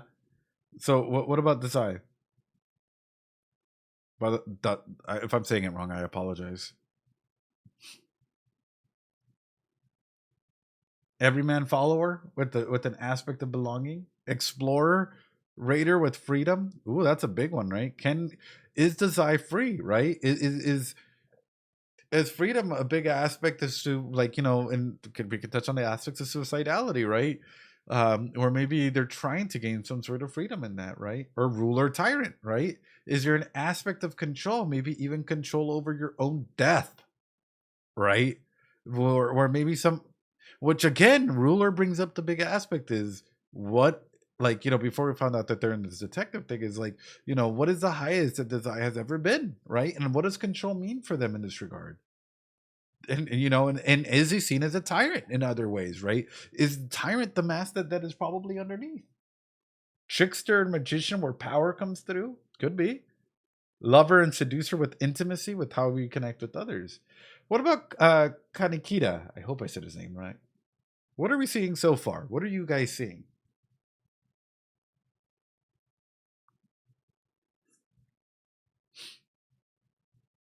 Knowledge, yeah, we see the fact that they have a lot of knowledge in their aspect, the sage elitist aspect, right? Where knowledge is sort of that comfort zone where, you know, if depending on how you use knowledge, you can come off as an elitist or a sage. They were of service. they were of service, right? So maybe this is where it comes through, right? Maybe they're a caregiver, or maybe they can show off the mask of a caregiver, but at the same time feel like a slave to time, destiny, environment, work. Same thing with elitist and sage, which are polar opposites if you look at it. That's very interesting to have a character that would have to switch from one to the other, be a sage and caregiver, or be an elitist slave, where service and knowledge kind of clash with one another. Ooh. Another one that's interesting that you guys pointed out was for Dazai, ruler and magician, where control and power are big ones. You're either a ruler magician, right, where or if your control and power are in check, or a tyrant trickster if they're out of shape. And again, opposites. Guess what? Another one, right? Victim, seducer / everyman here. Oh yeah, because if you're opposite, it means that like these characters are like, a lot of individuals do kind of go with the opposite side as well, where you might have one and then the other one on the opposite side to like it's kind of complementary if you think about it that way. That's like whenever you look at a color wheel, they kind of showcase it that way as well, right? But you could have multiple of them, right? I just always find it really, really powerful whenever you have characters that are written this way, right? Because then you have characters that go inside quite nicely. So innocent, safety, victim, with at the same time like follower, belonging, seducer, lover, everyman, like this sort of thing is huge. Yep. Wow. Holy crap. Like I feel like we're about to be taken in for a ride. Woo. And there's one more I want to bring up before we actually two more. When I was talking about social psychology, right? There's an aspect of social psychology that comes to controlling the environment. Now, what is controlling? In a big way, it can be manipulation, right? What does manipulation look like? Emotional manipulation, and sometimes, right? Some way, shape, or forms. This is some of the aspects that emotional manipulation might look like. When a person gangs up with another person to manipulate someone, conspiring. Oh, you're telling me that this was like, you know, kind of socially engineered and that there was more to it? Yeah. But also for Atsushi here, what are we seeing a lot of, right? And well, even for Dazai, we could really do both in this aspect, right? We're seeing a lot of, you know, changing the subject, even range jumping in, right? We're seeing a lot of filtering, right? In the way that they're processing events and the way that they're going through it, right? For a lot of these characters, we're seeing some form of cognitive distortions. These are the most common cognitive distortions that we're seeing. Maybe a little bit of blaming, yeah. Placing the blame for relationships on your partner instead of yourself, right? Or, you know, instead of sharing the accountability of things, you assume the victim mentality, thinking everything that they've done is to hurt you. Perfect. All right. Bringing this up because we'll be talking about this quite a bit. Last but not least, any defense mechanisms that we've seen. Defense mechanisms really became popular thanks to Anna Freud. Not Sigmund Freud, by the way. I always love clarifying that. Sigmund Freud, you know, did have a hand in it, but Anna Freud, his daughter, was the one that definitely pushed it forward. What do we see in here? Regression. Yep. Falling back to like different patterns of coping with stressful behavior. What else?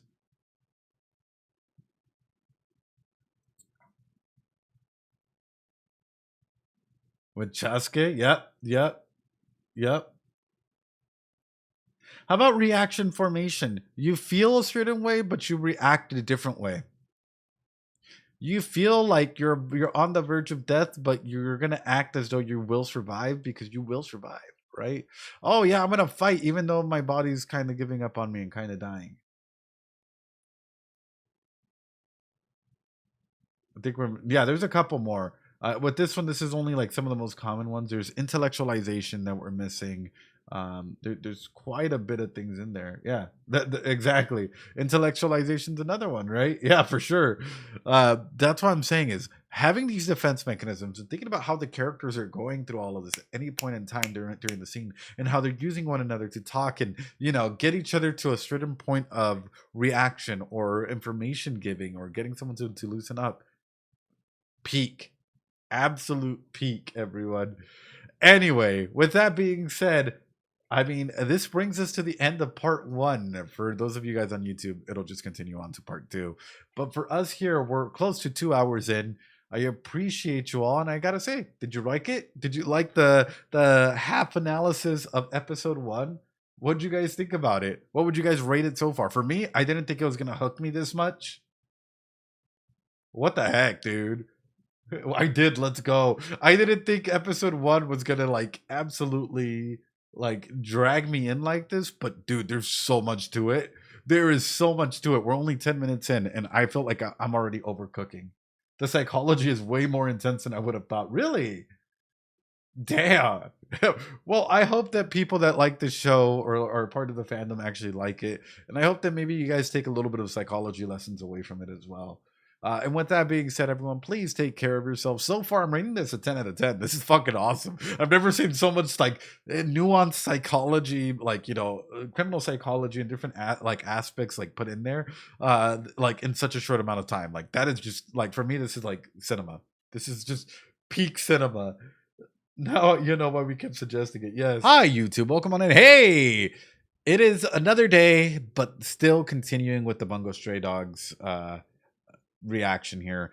I am really curious, and I have a couple questions for y'all, which I'm going to go ahead and just jot down, and we're going to go ahead and get started. As you can tell, I did just get back from an important event here. I'm not usually just like this. But the first question that I have for you guys is, what is the orphanage? Legitimately. Like, when it comes to, like, setting something up, I always think about Chekhovian guns, right? And then nothing, and especially when it comes to a story or an anime, is referenced for no reason. Like there has to be a reason why something is referenced, right? At the very beginning, we got to hear that. Oh my god, you guys are gonna have to remind me of the character's name. What is his name? I remember Dazai. I remember the guy that starts with the K, and the other guy starts with an A. Atsushi, thank you. Atsushi, apologies. It's gonna get ingrained in my head. What was kind of sent away from the orphanage. But what is the orphanage? Chat. That's the real question. How was he orphaned in the first place? And then also, what is the orphanage in general? A lot of things are coming into being, because for me, it's like you'd expect some layer of empathy or care or even, I hate to put it this way, warmth or some sort of like aspects of showcasing care inside of a facility where you're at. But it looked like everyone was just like pushing Atsushi out. You know, and the fact that here's where it gets weird, and here's where this is my Chekhovian gun, and just thinking about tropes and media tropes, right? Which is this. I'm gonna use an example that's very popular here in the United States that a lot of people don't think about. Are y'all ready? How many of y'all have ever seen mattress warehouses or like mattress stores or like furniture stores? And y'all are like, wow, how do they stay in business? I'll be honest, I do all the time, especially in like rural areas or like different areas out there. I'm always like, how do they stay in business? Like, how do they make enough to keep the lights on, you know, and be able to go ahead and like, you know, keep things going.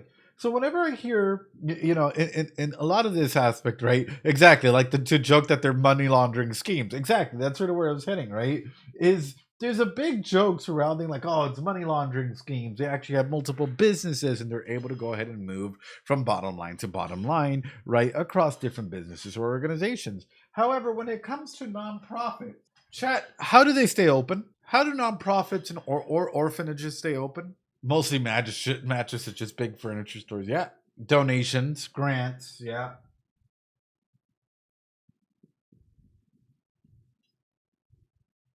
There can be some lines of business, of course, some shady lines of business. Because even though it's non-profit, that doesn't necessarily mean that there's no bottom line, right? Government funding, donations. Can there be different donations, grants, the government, whatnot, that can influence these things in a negative manner? Or it can get things to happen in a manner that is not okay? that can push a certain ideology testing treatment of individuals in a certain capacity. I'll be straight up. In the nonprofit world at the moment for HUD, yeah. Housing? Want to take a look at permanent supportive housing? If you want to talk about influence, it's not just a possibility, it's a reality. Simple. Look at permanent supportive housing standards in the United States and how it's changed under different administrations as to what they can and can't include. In fact, look at the JEDI Committee, which is the Justity, Equity, Diversion, and Inclusion committees that have been completely stripped away during our current administration. Not trying to bring politics into this, but just trying to showcase that even at a nonprofit level, the governments or individuals that donate money can decide what qualifies or what individuals can qualify or be disqualified from programs, right? Or how your organization has to go ahead and adjust to the changes, regulatory changes that are being pushed out there, i.e. in this aspect, the justice, equity, diversion, and inclusion that is completely scrapped from previous years that were, helping out individuals find housing. That is a big portion of our LGBTQ plus community out there that unfortunately is no longer really being represented or counted for when it comes to certain aspects of permanent supportive housing. And that happened in the dime of a signature. And that happened to a lot of nonprofit organizations that have to go ahead and do that. So I bring this real life conclusion or this real life element up because as I'm thinking about Bungo Stray Dogs, and as we just outlined all of these sources, it's making me wonder this.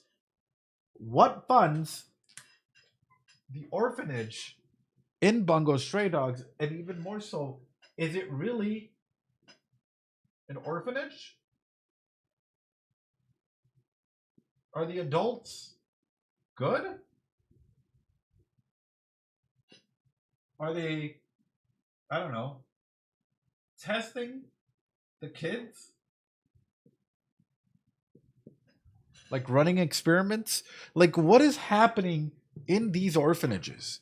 That's the real question, and that's where my mind is going into whenever it comes into this. Considering how weird the adults have been, right? I.e., they don't stand up to normal, within the deviation, responsibility, ethics, moralities as to what an adult is. Where do they fall in this? What is actually happening in there? So that's point one. Okay. Point two. Are we all on board? Chat.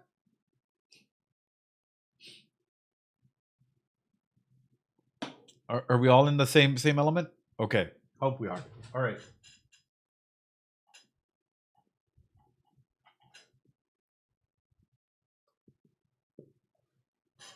Who is Dazai?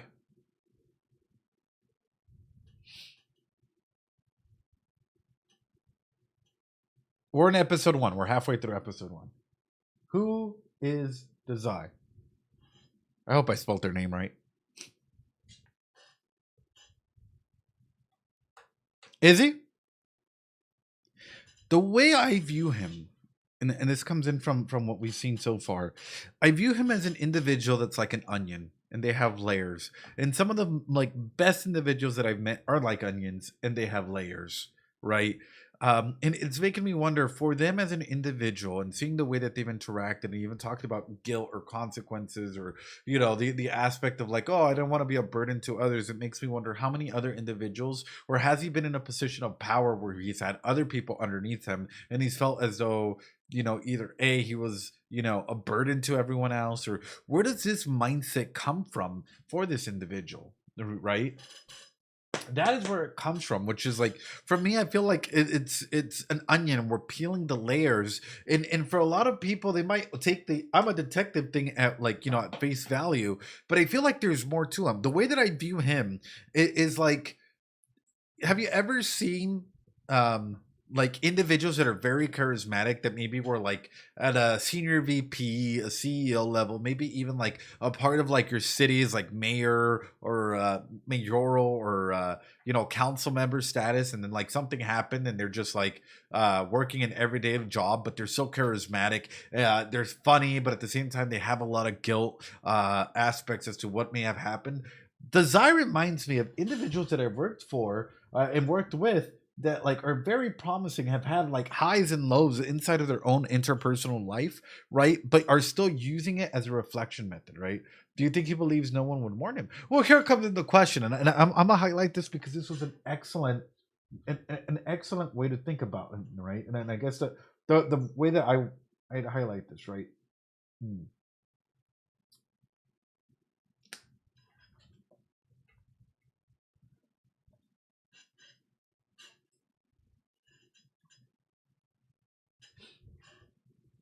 Let's say that this is bread. This is the Zai.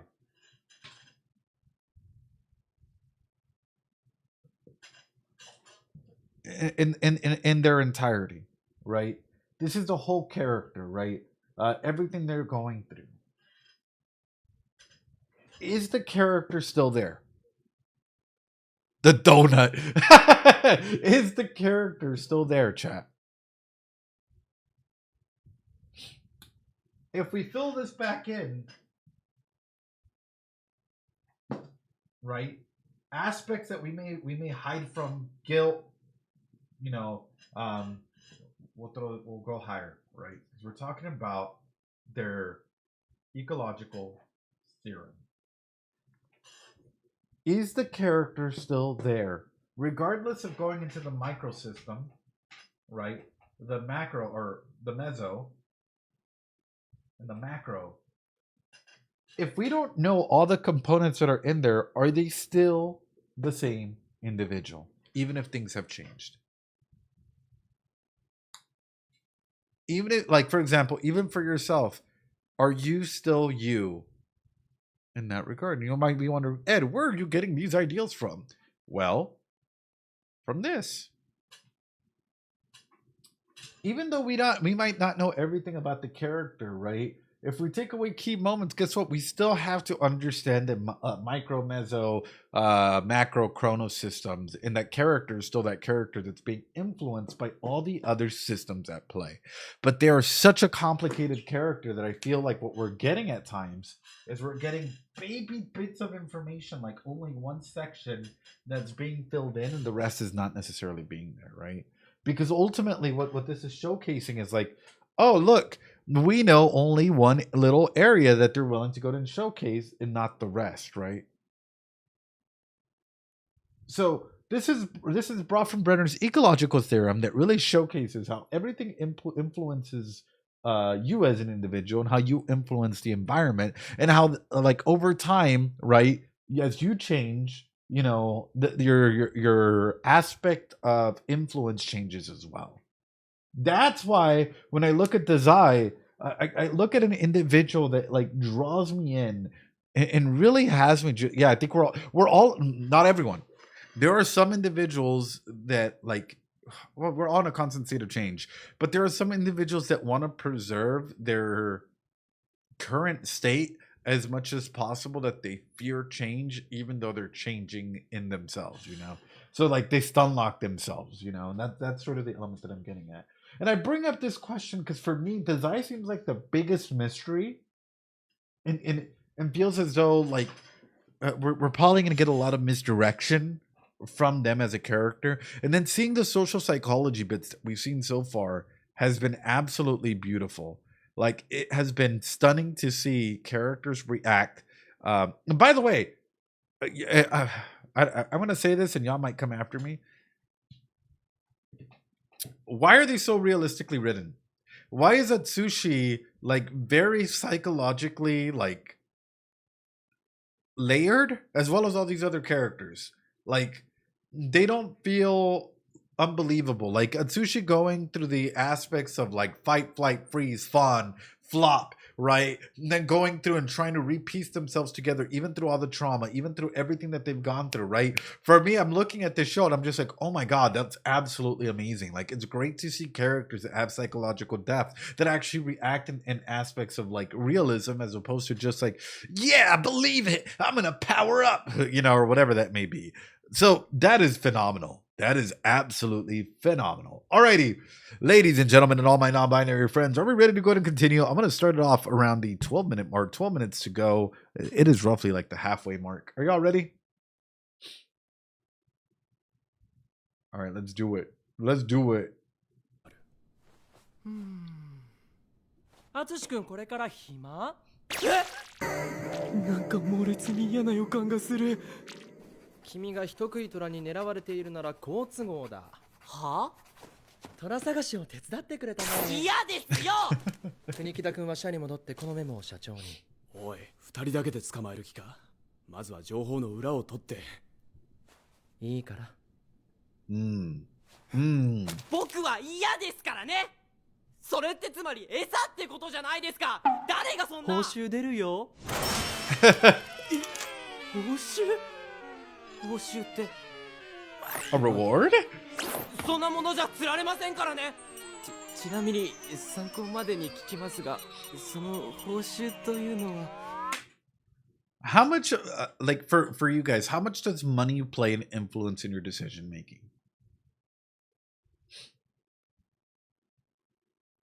Me right now. Oh, lots, right? It impacts all of us.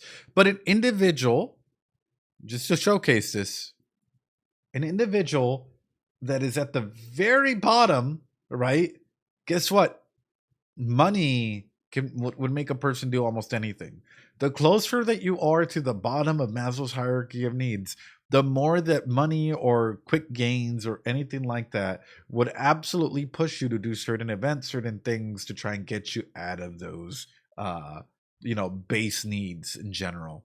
So I highlight that just in case individuals are like, oh my God, but like, would you take a risky job? And it's like, yeah, a lot of people would, especially if it helps them get out of like their current situations.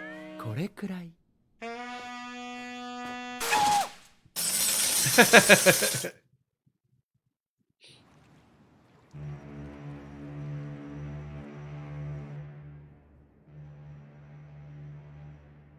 太宰さん、何を読んでるんですか？いい本。こんな暗い中でよく読めますね。目はいいから。それに内容。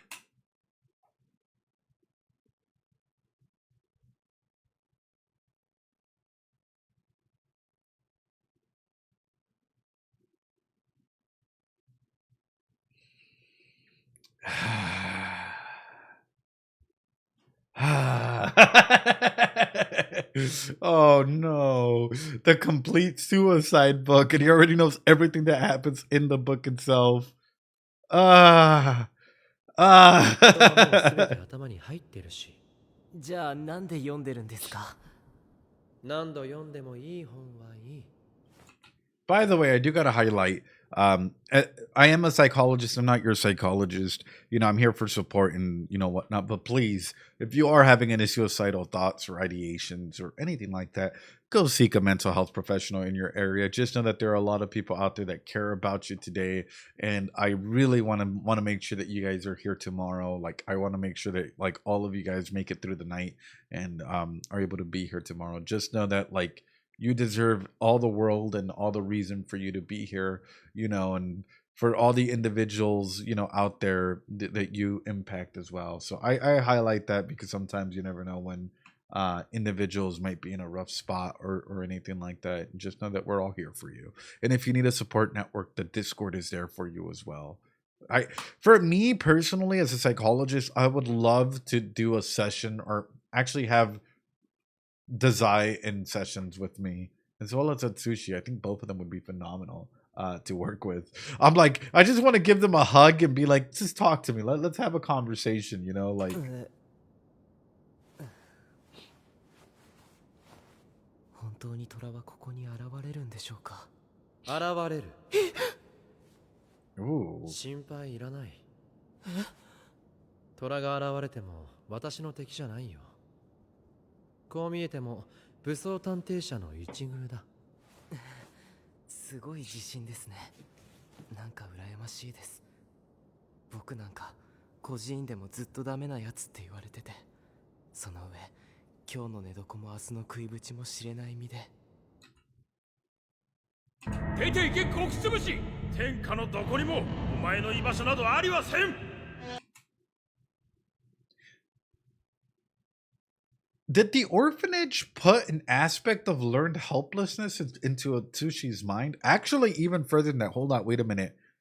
If my theorem is even correct in some capacity, yeah, I know they have the stained glasses. I was going to bring that up as well. Is even correct that maybe they were actually experimenting on them. Is them establishing an aspect of learned helplessness on the characters a way to go ahead and get them to, i.e., change or do whatever needs to happen? Like, look at this. 今日の寝床も明日の食いぶちも知れない身で 出ていけ国つぶし天下のどこにも Like, look at the stained glasses, right? It almost looks cultish. Religious symbols, you know, we could talk endlessly about all of that, right? Yeah, exactly. It looks almost like a religion, like a church, sort of, right? But take that even a step further, right? And that's sort of what I'm getting at is, i.e., religion supposed to give you hope, right? When we're looking at the windows, we can already make that assumption. But what are they doing? They're giving them hopelessness. You're a failure. You amount to nothing. Get out and die. You'll never make it. You'll never do anything with your life. Now, what is learned helplessness, chap? And why is it so powerful? Well, let's talk about this a little bit. I know. Learned helplessness happens quite a bit, especially in a lot of our cultures and almost everyday life. How many of you grew up and maybe you voiced your opinions once as a kid? Or maybe you tried voicing your opinion as a kid, but you were shut down by your parents continuously to the point where they told you, hey, you know what? Kids are meant to be seen, not heard. And so you stopped trying. A lot of people do, right? In some way, shape, or form. At school, right? How many times did you know the answer, right? But maybe the teacher didn't really care or give you attention or whatnot.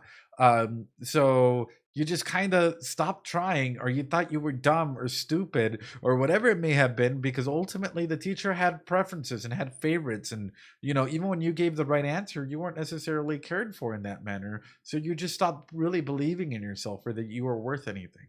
Guess what? That is an aspect of learned helplessness. And so, you know, what starts off with you raising your hand and being like, me, I know the answer, all of a sudden you start lowering your hand until you no longer raise your hand at all, because you know that if you speak, you might look dumb and your teacher's already told you that you're wrong. Yeah. Or don't talk back, I'm not your friend, or you can't know anything, you're a child, so I'm right. Yep, all of those things, right? And so those things start accumulating, and ultimately, what does that affect, right? That starts affecting your interpersonal narrative, how you talk to yourself, how you view yourself as an individual. So when I'm looking at Atsushi and I'm seeing all of this stuff go through, I'm like, ooh, that is terrifying, because as a kid, right, from the very, very young, and I'll bring up Erickson's developmental theorems, all the way until your frontal brain fully develops, which is like 23, 25, somewhere around there. Guess what? That's how you're talking to yourself. Oh, why would I even try? I'm worthless. I'm not even gonna go ahead and do anything, because like no one's really even gonna care. If you were like, let's say that you were parentified at an early age, and you were the one that were taking care of your siblings or others, or even of yourself, because mom and dad were always constantly arguing, and mom and dad would bring you to like shows or bring you to whatever, but only for you to be seen and not heard. Guess what? At the end of the day, you have some developmental trauma. And for a good portion of that, you might have learned to like silence your voice and to ultimately not really speak your thoughts, right? So when we look at this is Erickson's developmental theorems, and it highlights milestones that all of us are supposed to hit, right? For us, like, by the way, we can be missing some. Actually, even as adults, even I have some developmental theorems that I'm working past, right? However, if it's impacting a majority of them, guess what? It impacts the way that you relate to others, especially at an earlier age. It is so powerful. So, how old would you say Atsushi is, chat? I already see it. Yeah, I already see a lot of issues. How old would you say Atsushi is in general? Like 18-ish, right? Oh. There we go. Okay, good. Stopped it with my ears. Yeah. So let's take a look at this, right? First off, we don't even know when he got to the orphanage, right? Was he like instantly given up when he was like a baby? If so, then guess what? There's a developmental issue already. Is my world safe? Children need to develop a sense of trust when caregivers provide reliability, care, and affection. A lack of this will lead to mistrust. And it's not just being given up and whatnot. It is having a safe, secure area as a kid. Guess what? Even as babies, right? From even a year old, from 0 to 18, if you were assaulted in any capacity, whether it's physical, emotional, sexual, whatever the matter might have been, you probably went through quite a bit of developmental milestone issues, right? That we need to talk about here, because ultimately it can affect you as an adult in multiple capacities, right? Because it can affect the way that you view yourself, the way that you think about what emotions you can showcase or not showcase. Oftentimes, psychologists, therapists will even confuse developmental traumas, right? Because ultimately, if we're not working on fixing these, as like, oh well, it's just, you're very stoic, you don't show emotions, you have BPD, you have whatever it might have been, a personality disorder, whatnot, they'll quickly lead to bringing up the DSM-5 and trying to give you an immediate diagnosis, as opposed to trying to find the root cause of the issue and trying to work from that to see if maybe there was some tension or some developmental milestones that may have been missed. And that's just a small line vicinity that, unfortunately, again, often gets missed by individuals. So when we look at this, the first one is my world safe? The second one is, can I do things by myself, or need I rely on others? And that's from 2 to 3. Children need to develop a sense of personal control over their physical skills and a sense of independence. Success leads to a feeling of autonomy. Failure results in feelings of shame and doubt. Preschool, 3 to 5, am I good or bad? Children need to begin asserting control and power over their environment. Success in this state leads to a sense of purpose. Children who try to exert too much power, experiencing disapproval, result in a sense of guilt.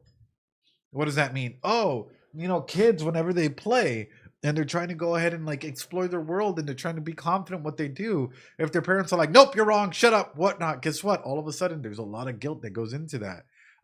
School age 6 to 11, how can they be good? Children need to cope with new social and academic demands. Success leads to a feeling of competence, and failure results in feelings of inferiority, i.e., oh, well, I'm never going to be good enough, I'm not there, right? Oh, am I a good, or am I even really out there? Yep.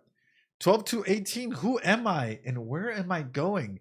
Teens need to develop a sense of self and personal identity. Success leads to an ability to stay true to yourself, while failure leads to role confusion and a weak sense of self. 19 through 40, am I loved and wanted? Young adults need to form intimate, loving relationships with other people. Success leads to strong relationships, and failure results in loneliness and isolation. And it keeps going from there. So chat, how many of these issues or developmental traumas are we seeing in Atsushi right now? Or maybe you see in yourself, right? I'll be honest, I can definitely see a couple of these in them, especially seeing the aspects of like shame and doubt that we've seen in this. It's making me wonder what happened in the early childhood. The sense of guilt, from 2 to 5, I would say I definitely see something like that, right? Whatever may have happened in the orphanage, I don't know if it's 12 to 18, right? And I feel attacked right now. Oh no, there's a lot of these aspects out here that, like, just looking at, we're like, oh my God, wait a minute, like, what is actually happening in this manner, right? Now, I really hope that, like, as the series continues, like, maybe we start to see them start forming that safe and secure connection. Maybe meeting this aspect of like finding someone that they're able to like care about, forming intimate relationships. You feel called out. Oh no, it's not meant to call you out. It's meant to use it as a tool to talk about Atsushi and all these other characters. Anyway, sorry, chat. Let's continue. 確かにこんなやつがどこでの誰人だって誰も気にしない。いや。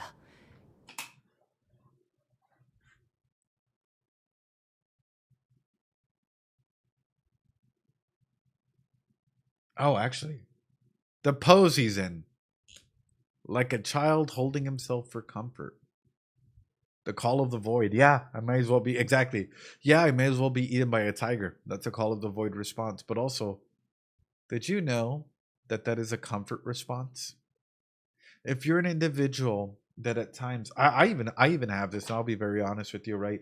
I have to sleep with the pillow. Um, I sleep hugging a pillow because for me that brings me comfort, and especially when I've been like very stressed out, like that is something I like. I just love hugging a pillow and going to bed. It's a comfort response, right? It's a way to go ahead and do that. Sometimes hugging a part of your body, yeah, it is a comfort response, and it showcases at times that maybe the world and everything around you hasn't been the greatest, or maybe you've been going through quite a bit, and maybe internally you're like, oh yeah, I'm fine, or externally you're like, yeah, no, I'm excellent, but internally you might be going through quite a bit of stuff. Cuddling help, dude. I am a huge cuddler. Like, I'm just a cuddly person in general. Like, don't get me wrong, like I have boundaries and stuff, but I'm a very cuddly person, and I don't mean anything by that, like, not flirting with anyone in any capacity. But like, for me, my love language might be like physical touch, right? Like, not necessarily anything sexual, but just like hey, if I can cuddle, I know that like my endorphins are being sent, and like I'm immediately gonna feel good, right? Anything huggable, any like pillow, anything like that can make us feel good. But whenever I look at someone doing something like this, it's like, you know, where's your head at? What has been going on? What did you go through as an individual? And now that we get to talk about this, let's talk about abuse in general, because it's clearly what was happening here. Exactly, Tim. Chat, how does abuse happen?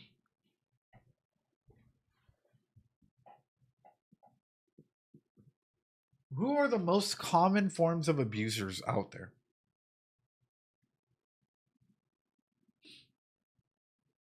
Not everyone, because that'd be lying, but the most common abuse cycle or thing out there, chat.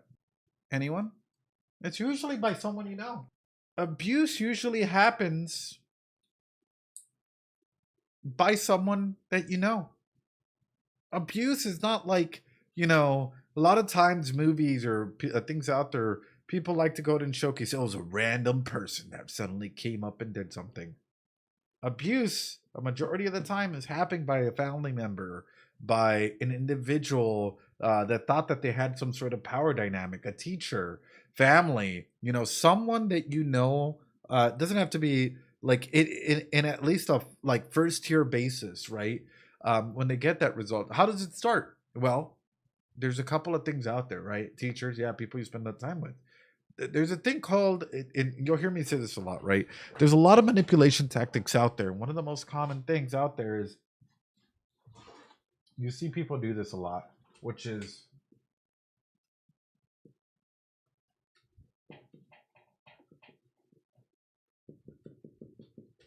boundary testing. You see people that are, manipulators, abusers, whatnot, will be like, these are your boundaries? What if we pushed you here? In this area right here? Let's keep this our secret. This was your boundaries as to what you were okay and not okay with. You told me that you didn't want to eat 2 cookies, but I made you eat 3. It starts off super simple. Remember, power dynamics. Oh, let's just keep this between us.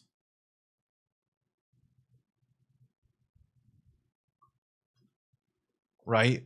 Abuse at many times is not overt, over the top, right? Give an inch, take a mile, and then it keeps getting redrawn, right? At times it can just be an instant like aspect of trying to hurt someone for the sake of hurting someone. It can be, you name it, right? There's 101 ways that it can happen. That was just one of many. Oh, let me pause this. It can be one of many examples. But I highlight this because ultimately when someone's in a learned helplessness scenario, like let's say that already going home, you're dealing with a ton, you're in a call of the void, you're absolutely like, you don't want to be home because home is not a safe place, or your parental figures might not be a safe place, and someone tries to offer you a safe space but takes that away from you, then do you really have anything else? But even more so, this.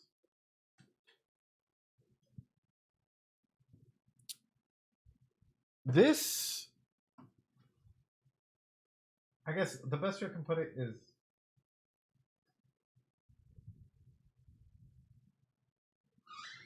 a good therapist. You okay, Rain? I don't know what that means. A good therapist, you know, is going to go up. A good psychologist is going to go up and down like this. This is called the tolerance window.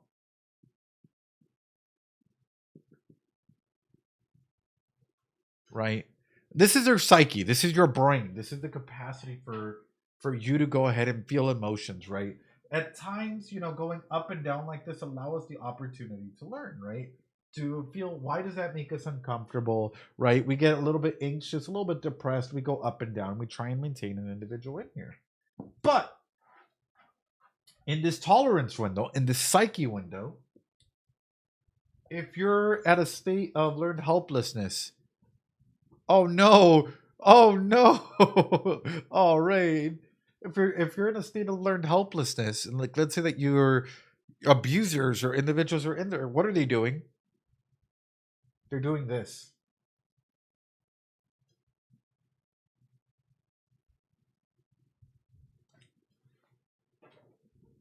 They want to keep you where a majority of the time you don't have the ability to fully realize or stay within your tolerance window.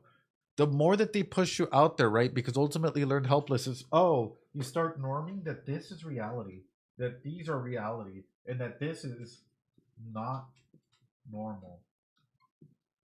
That you're weird if you're in here.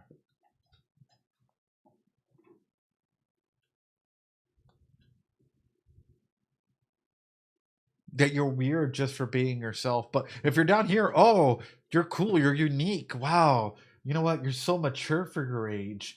Oh, like, you know, don't worry. Like, you know, there are people out there that try and take advantage of individuals that might be in, like, have aspects of learned helplessness in this manner. And I highlight this because ultimately, when people are going up and down like this, what does that happen? A lot of these individuals are on the verge of crisis, right? And ultimately, all it takes is one bad day to push someone to have a crisis, especially if their tolerance window is without a normal range. Oh, the polyvagal chart. Yep, which is what I'm about to bring up. And especially if they're going through the call of the void and everything like that. Ooh. Up next is the polyvagal theorem, which is this. The polyvagal, and I was just showcasing this, right? The ups and downs of what is like normal, you know, the social engagement, you know, aspects of things. And then if you're being threatened or anything's going up and down, this is what your body is going through. You remember me talking about fight, flight, freeze, fawn, flop, all of these ones? Well, here they are again, right? Guess what? If you're fighting, these are the emotions that you mostly go through. This is how it affects your system. Blood pressure increasing, oxygen being, you know, all of these different things that are happening in here. But if you're not in the green, guess what? You're not in an ability or a point to really be open, really be compassionate, really be mindful, really be present, because individuals are continuously pushing you to be in the red and in the yellow. In the points of I can definitely do this, even though you might be in danger till, oh wait, no, absolutely, like I'm dying, I'm on the verge of like, you know, I feel like my life is nothing. I have to prepare for death. You know what? I'm hopeless. I'm shut down. Like everything that we're just talking about here. Does that kind of help in understanding Atsushi a little bit and understanding why I'm worried and why I feel like I just want to I want him to come to therapy, why I want to give him like free psychological sessions? I hope it does. I hope it paints a good picture in that regard. Anyway, we're backing it up. By the amount of things I could say about this, Ed, quick question. Did you expect to pull out these? No. No. I didn't think I would be pulling out these like, you know, these graphs, these things so quickly. Yeah, no. Yeah.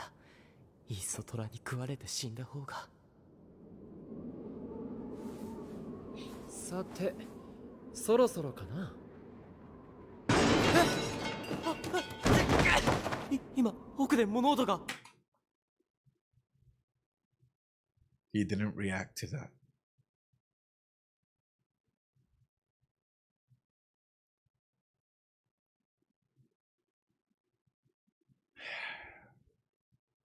Let me activate my superpower here.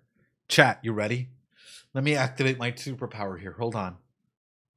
I'm about to become Super Ed. Hold on. This is actually happening in Atsushi's mind, isn't it? The Zai doesn't react because the Zai, since earlier I've been mentioning, has been studying and has been absolutely analyzing Atsushi here. And I think that everything is leading towards Atsushi actually being this tiger lion thing, right? In this capacity. So the fact that they're reacting this way is because ultimately it might be under certain conditions or certain mental triggers or certain mental state that triggers Atsushi to go ahead and do this or be in this regard. Hence why earlier all the social psychology and aspects that were happening between the Zai and Kanikata, I believe his name is, in the way that they were asking the questions, the good cop, bad cop, the power and control wheels, like everything that we were discussing in that manner was in a way to not only garner information, but also to push them to the state, right? So this feels like it was, could be something you set up. No, absolutely. Even if we want to take it back into like being in that restaurant, I guess my question comes in this manner.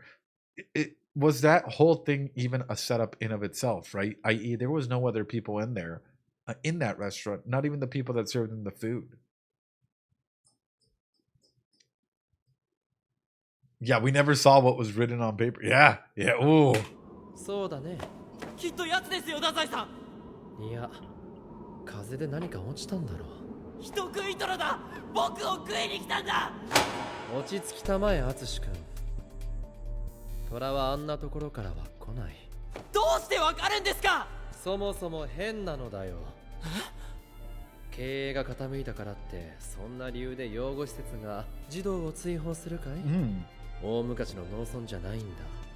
いや、第一に経営が傾いたのなら一人二人追放したところでどうにもならない。半分くらい減らしてよその施設に移すのが筋だ。何を言ってるんです、太宰さん。君がこの町に来たのが2週間前。虎が町に現れたのも2週間。I'm not a wizard, okay? This whole aspect is just to analyze things. I'm not a fucking wizard. Oh shit. Oh, he is the man. He is the man. Oh no. Oh no. 鶴見のあたりにいたのが4日前。同じ場所で虎が目撃されたのも4日前。国木田君が言っていたろう。武装探偵者は異能を持つ輩の寄り合いだと。あまり知ら。Oh shit! It is! この世には異能の力を持つ者が少なからずいる。そしてその力で成功する者もいれば、力を制御できずに身を滅ぼす者もいる。多分施設の人たちは虎の正体を知っていたが、 The institution staff have declined to enlighten you? 君だけが分かっていなかったのだよ。君も異能の力を持つ者だ。Oh. But if the institution knew that, like, what do you mean by institution? The orphanage? Then how did they know? Right? And if that's the case, doesn't that mean that they were testing on others as well, or they would know about others in any capacity as well? Even take that further. If there are individuals with superpowers, it's not like, and say that you are detectives, are there others out there that use them for bad, even though some use them for good? And if that's the case, how do you go ahead and even manage that? Sorry, there's a lot of questions that are coming from this. It's like, considering that individuals might have the abilities or might have superpowers in some capacity, that doesn't necessarily always mean that people would use them for good, right? Some people might use them in a negative manner to try and even find further aspects of like power and control in any capacity. Yeah.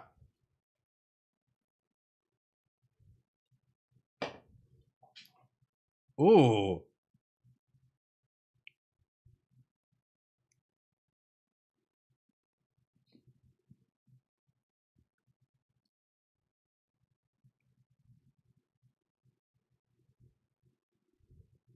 Oh, got you backed up on. being eaten by a beast.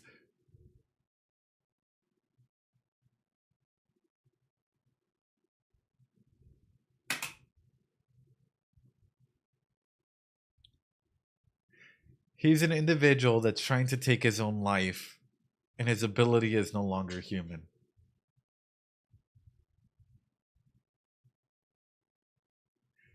Chat. He's an individual that's constantly trying to take his own life, and his ability is no longer human. Oh.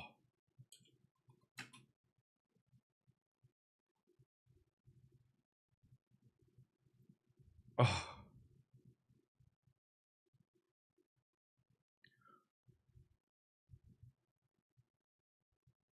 Oh my god! To dispel others' ability. Isn't that kind of fucking broken? So, wait. Your ability is literally to make other people human. That is such a juxtaposition. His ability is to make people human. But he calls his ability no longer human. Dude's OP as fuck. Nerf him. Nerf him. Oh my god.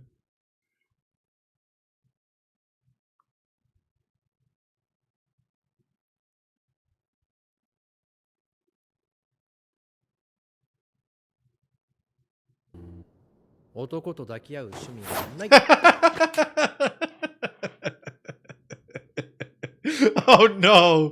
Oh no. Yeah, no, I'm not into hugging, man. You can go take a nap over there. That is interesting. How OP that they just made him out to be in this manner, right? Dude is me. Like, but at the same time, it means that like everything was like, at least in this manner, everything is a setup, or everything has been a setup so far. Oh. Like everything was set up in some capacity, you know. Now I'm gonna bring this up because I want you guys to put this all together, and kind of see if there's something in here that is kind of highlighted. By the way, sorry, too much Coke. So it's kind of highlighted in what we're seeing in Atsushi, what we've seen in Atsushi, but also with the Zai. He is such a juxtaposing character, you know. He could have died if he really wanted to the tiger, but I'll use my no longer human ability. I'm gonna bring this up. This is just any form of abuse, right? I know it says CSA, which stands for you know, well, you guys can piece it together, right? But in younger children, this is what it looks like, right? Behavior that is above their age, avoidance of specific adults, nightmares, sleep disturbances, clingy behavior, separation anxiety, fearfulness and anxiety in general, bedwetting, school refusal, decreased scholastic performance, whatnot. But in adults and older kids, self-harm, depression, isolation, anger, fearfulness and anxiety, sleep disturbance, i.e., you don't understand why you're struggling to go to bed, even though you might be taking medication and different elements out there, right? You just have insomnia. And this goes for any form of abuse, is what this, like, you know, kind of studies and everything has been showcasing. Nightmares or flashbacks when you go to bed, avoidance of specific adult, school refusal, decreased scholastic performance, unexplained body aches, pains, faintings, bruises, so on and so forth, high risk behaviors. So what we see in here, especially for them, do we see any of the following, like in just a form of abuse? Yeah. Fearfulness, anxiety. Yeah. Aspects, there was going to be a point in time where he wanted to take his life. The aspect of self-harm, you know, not really being able to take a rest, you know, all of these things, right? It's highlighted in this manner. Oi, Dazai! おお、遅かったな、国木田君。虎は捕らえたよ。まさかこの小僧が虎に変身する能力者だ。まったく。なんだこのメモは。15番街の倉庫に虎が出る。逃げられぬよう周囲を固めろ。実に簡潔で良いメモだ。Oh. Oh. Oh, you left out the most important detail. 当店が抜け取る。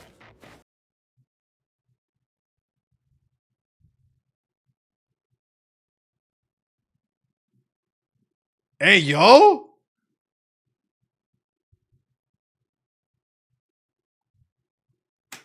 Ability, thou shalt not die. Wait. That's kind of OP too. Wait a minute.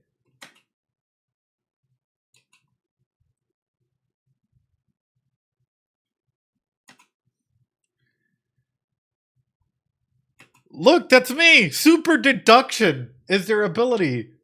Super deduction is their ability. That's me.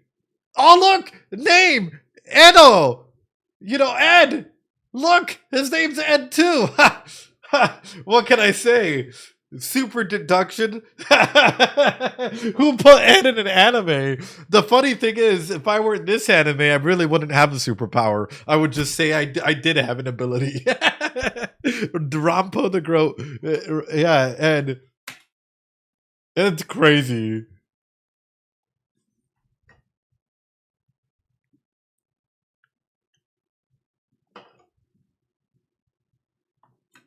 Ability.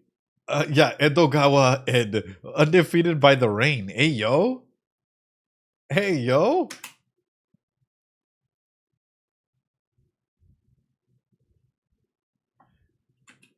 What do you think, Dazai? Dopo. Dopo poet. Wait, what do you mean, Dopo poet? What do you mean your name is you are Edogawa? Oh, no.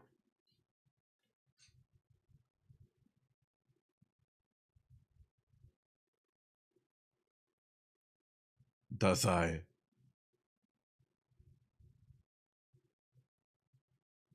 Oh, I want to see all their abilities.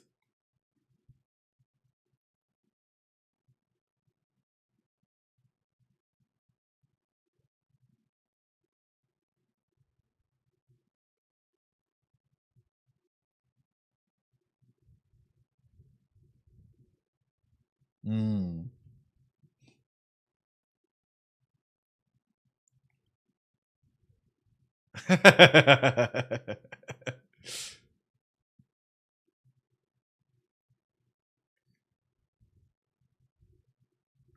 Oh.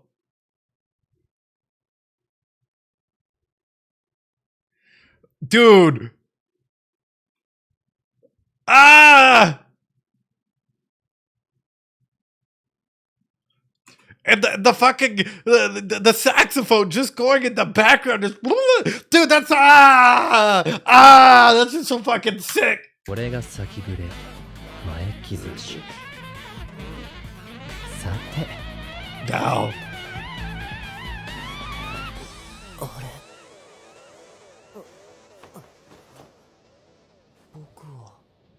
アツシ君変身中の記憶は全くなしかい？何のことです？あ、でもまだ右手に残ってる。Hey, yo. Oh, so then is him joining him learning how to go ahead and use his powers? That is sick. That is a cool way to introduce him, right? He's not just OP. It's like, hey, you're gonna learn. He's a furry. Beast beneath the moonlight. Ooh.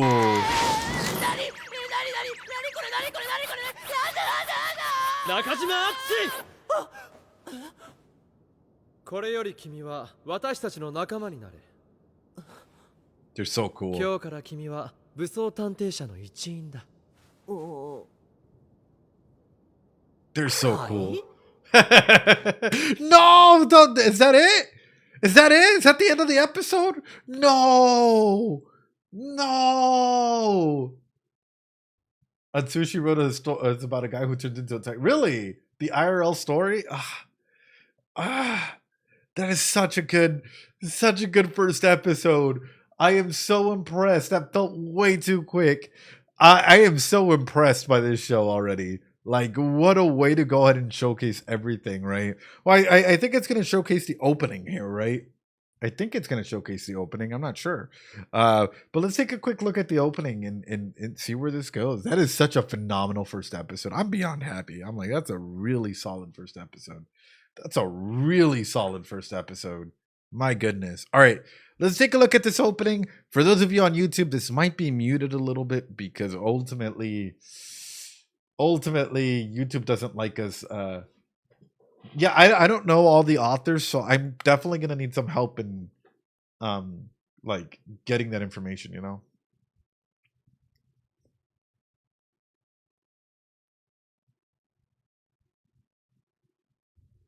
Hey yo,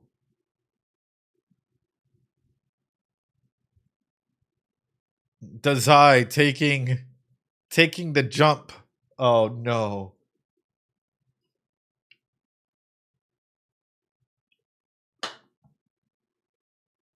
By the way, I'm going to look at the visuals more so than the lyrics, and then I'll try and take a look at the lyrics probably next episode, you know?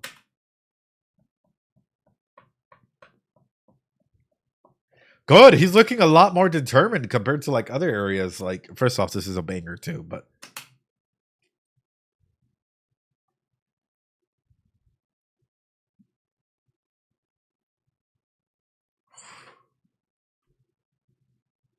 Hey! Hey! Hold on. He has actual clothes, yeah. But also, this is fucking sick. Look at this shot, chat. Oh, one of my monitors is down. Hold on.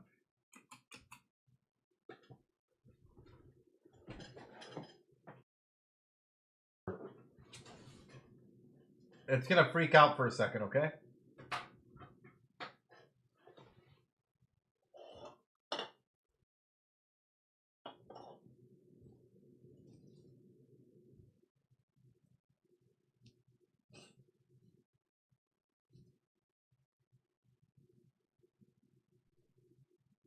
Okay, are we good?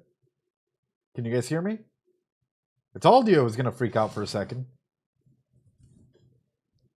Can you hear me? Hello? Test? Oh.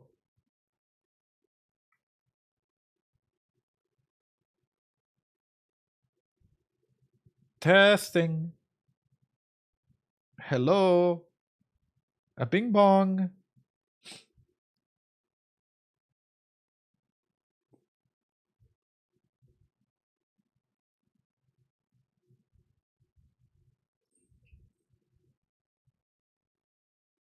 Hello? Oh, I guess not. I guess my computer has decided, yeah, you know what?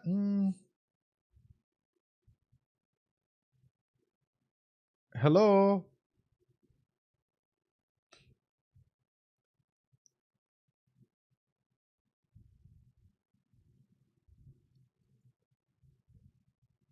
Oh, there we go.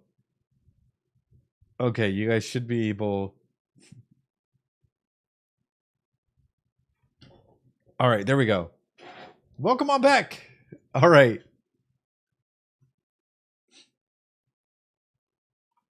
You guys can refresh. I think it should clear up by now. Anyway.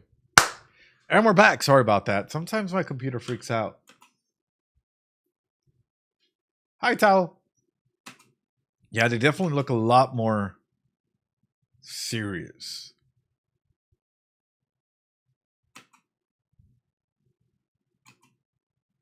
Interesting. Okay, this guy just straight up looks like a My Hero Academia type villain. So I'm assuming that he's a villain. Like, this guy just screams like over the top, like villain aspects. So I'm assuming that that's going to be the villain of the show. But the other ones don't really scream villain, you know, at least like as much, you know. He's holding a lemon, like.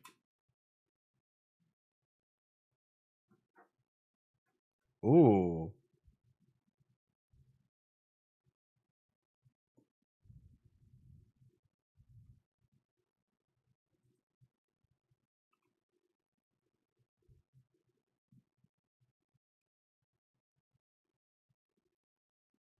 Oh, yep. I love hair like this. Also, an old style flip phone. Ah!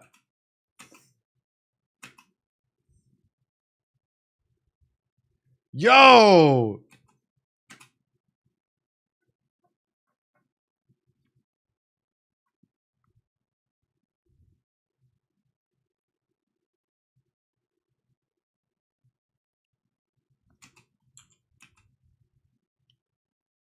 Look at those eyes. Man, Atsushi looks so different.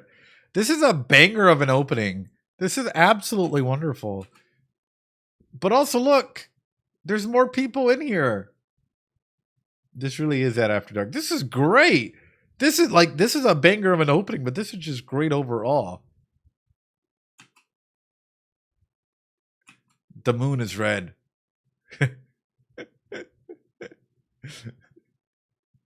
Eminence in the shadow reference. The moon is red.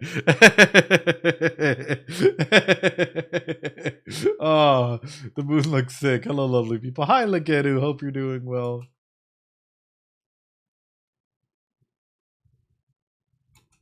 All right.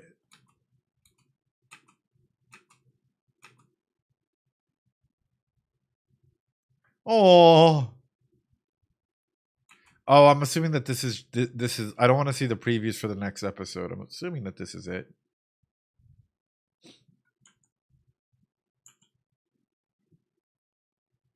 Yeah, it's a preview. Okay, just trying to. Whoa, now is it the ending here? Hold on. Did we just get the opening and then there's like an ending aspect? Okay, trying not to watch that. Looking away. Searching for the reason. Wow. Why I'm able to stay as I am?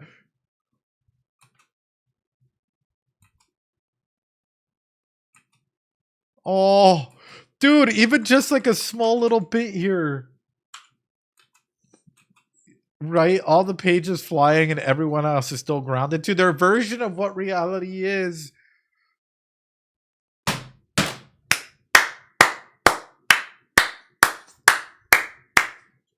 Oh my god, chat.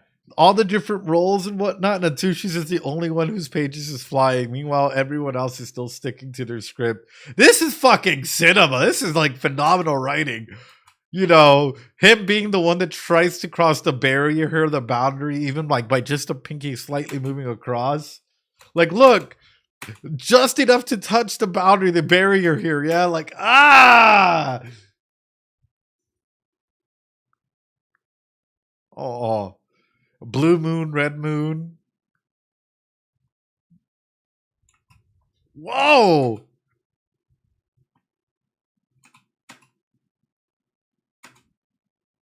A blue elephant. It happened so quickly, it's crazy. A penguin!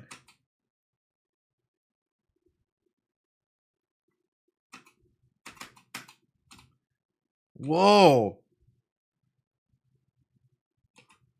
Oh, and the shadow transforming into a beast. Ah! That even if the darkness looms on this steep road. Oh.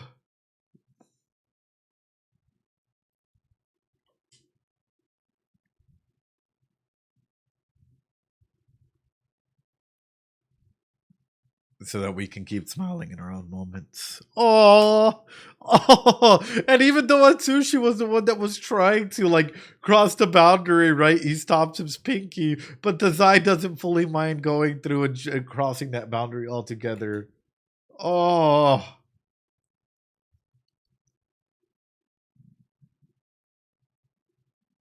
I call out a name. I call out your name. So that you can stay how you are. It's the whoa, hold on.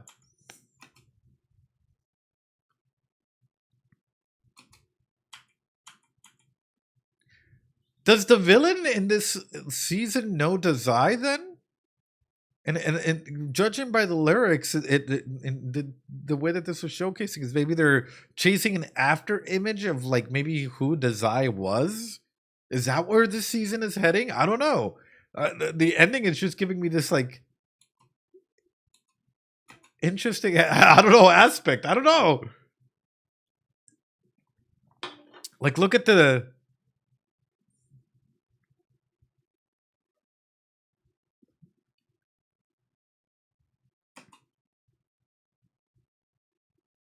So that you can stay how you are whenever you're overcome by grief and tears flow, whenever your head floods loneliness and you waste away. Oh, I'll call out a name, your name. He saves Atsushi and the other one drowns in his own blood.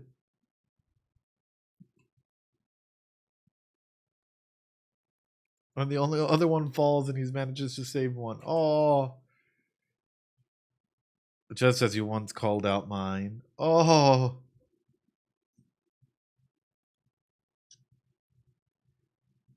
Oh. My goodness. Absolutely. Yeah. The opening and endings are just absolutely peak, I tell you, right? I take it you're hooked. I mean, for episode 1, this has been absolutely amazing. Like, this has got to be like one of the best first episodes that like I've encountered in a while, and that's saying quite a lot. Like, what a way to just bring you in and be like, oh, we're gonna go ahead and set up this whole social psychology aspects of things and be able to go ahead and get information. And the way that this whole thing played out was phenomenal. I know we only did like an hour and change today, but the 2 hours that we did yesterday, or hour 30, 2 hours roughly, that we went through yesterday already adds up. So thoughts and theorems. I definitely think that maybe the bad guy knows Dazai, or maybe knows an aspect of Dazai, or maybe worked with them in some capacity. I would even push it more so that like they were in a capacity over the villain, or maybe they worked together in some capacity, and maybe this is how this whole season's gonna go, i.e. we start uncovering the layers, the onions. But even though that's like the nuance, the things that we can immediately see from the opening ending, what I'm more interested in is, what is the Institute?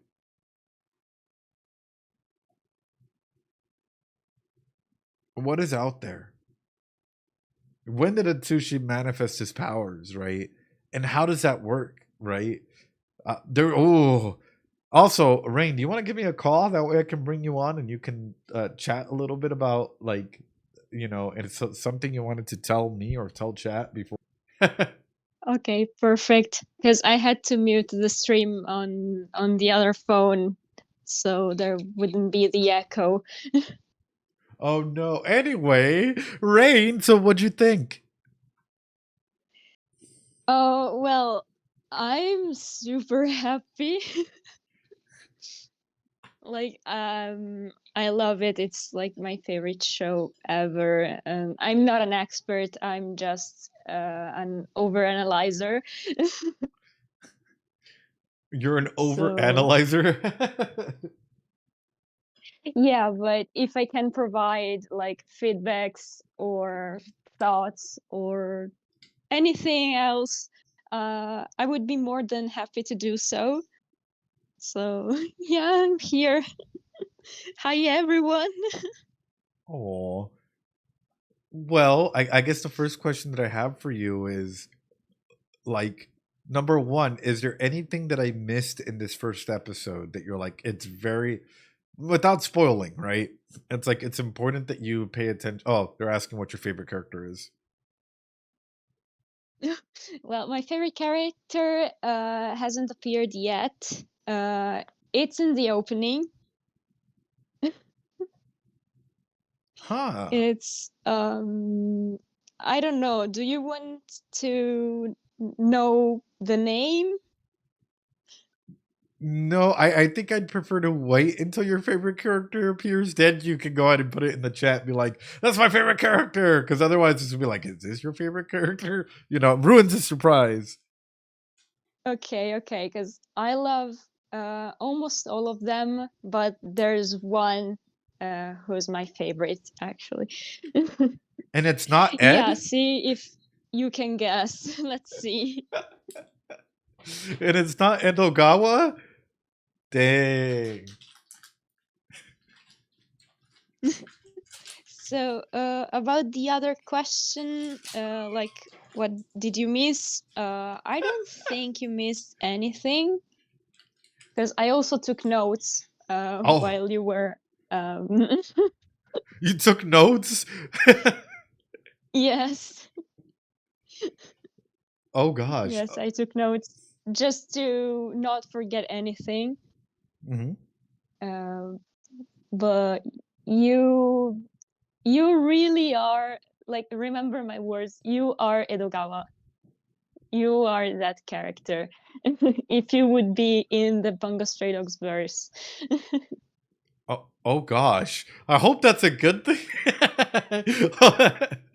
uh yeah, no, I hope that's a good thing. I love the Mhm. silence. Mm, mm. Oh. So I guess question with you on that, right? Um Mm. well, a couple of things. Like, number one, I'm sure you've seen other people react to the series or try and analyze it. Like, how can I do the series justice? Like, that's one big thing I really want to go ahead and do is like make sure that I give the series justice if we do continue analyzing it and if there's an interest in it. And do you think that we're doing good right now, or like, what have you seen like in terms of like people taking on this show? Do they miss a lot, or do they just like go through and just like emoji react to it? I don't know, right? Because every series is different. For me, like, it's a really different view, like a different type of approach that you have, but it's what I really like about your analysis. So yeah, usually people react to the show for funny bits and stuff. Rarely I see people actually analyzing the characters and why they might react in a certain way. So I think you're doing an amazing job. Oh, thank you, Rain. I appreciate you so much. To start crying. Oh, But but no, that's awesome. I'm glad, and I'm glad that you enjoyed this first episode analysis. I did. I'll be honest with you. I didn't think it was gonna be this peak, but it's pretty peak for a first episode. This is amazing. yeah, it is actually a really big opening. Like, it's a blast for a first episode. I also didn't expect it because I was introduced to this show uh, thanks to a friend of mine, like my best friend. And at at first I was like, I don't know if I'm gonna watch it. I'm like not in the mood. I didn't expect much, but then first episode arrived and I was like hooked right away. So You were instantly hooked by it. Aw. So then I guess with this, what does Bungo Stray Dogs mean to you? oh, that's a big question. What does it mean to me? It means um, life, uh, how a story should be written, because this for me is exactly like the perfect example of how a story should be written and showed, and all the aspects of the characters. And that's also why I love this show, because the characters are so real. Like, everything, even though it's fiction, you could picture it in real life.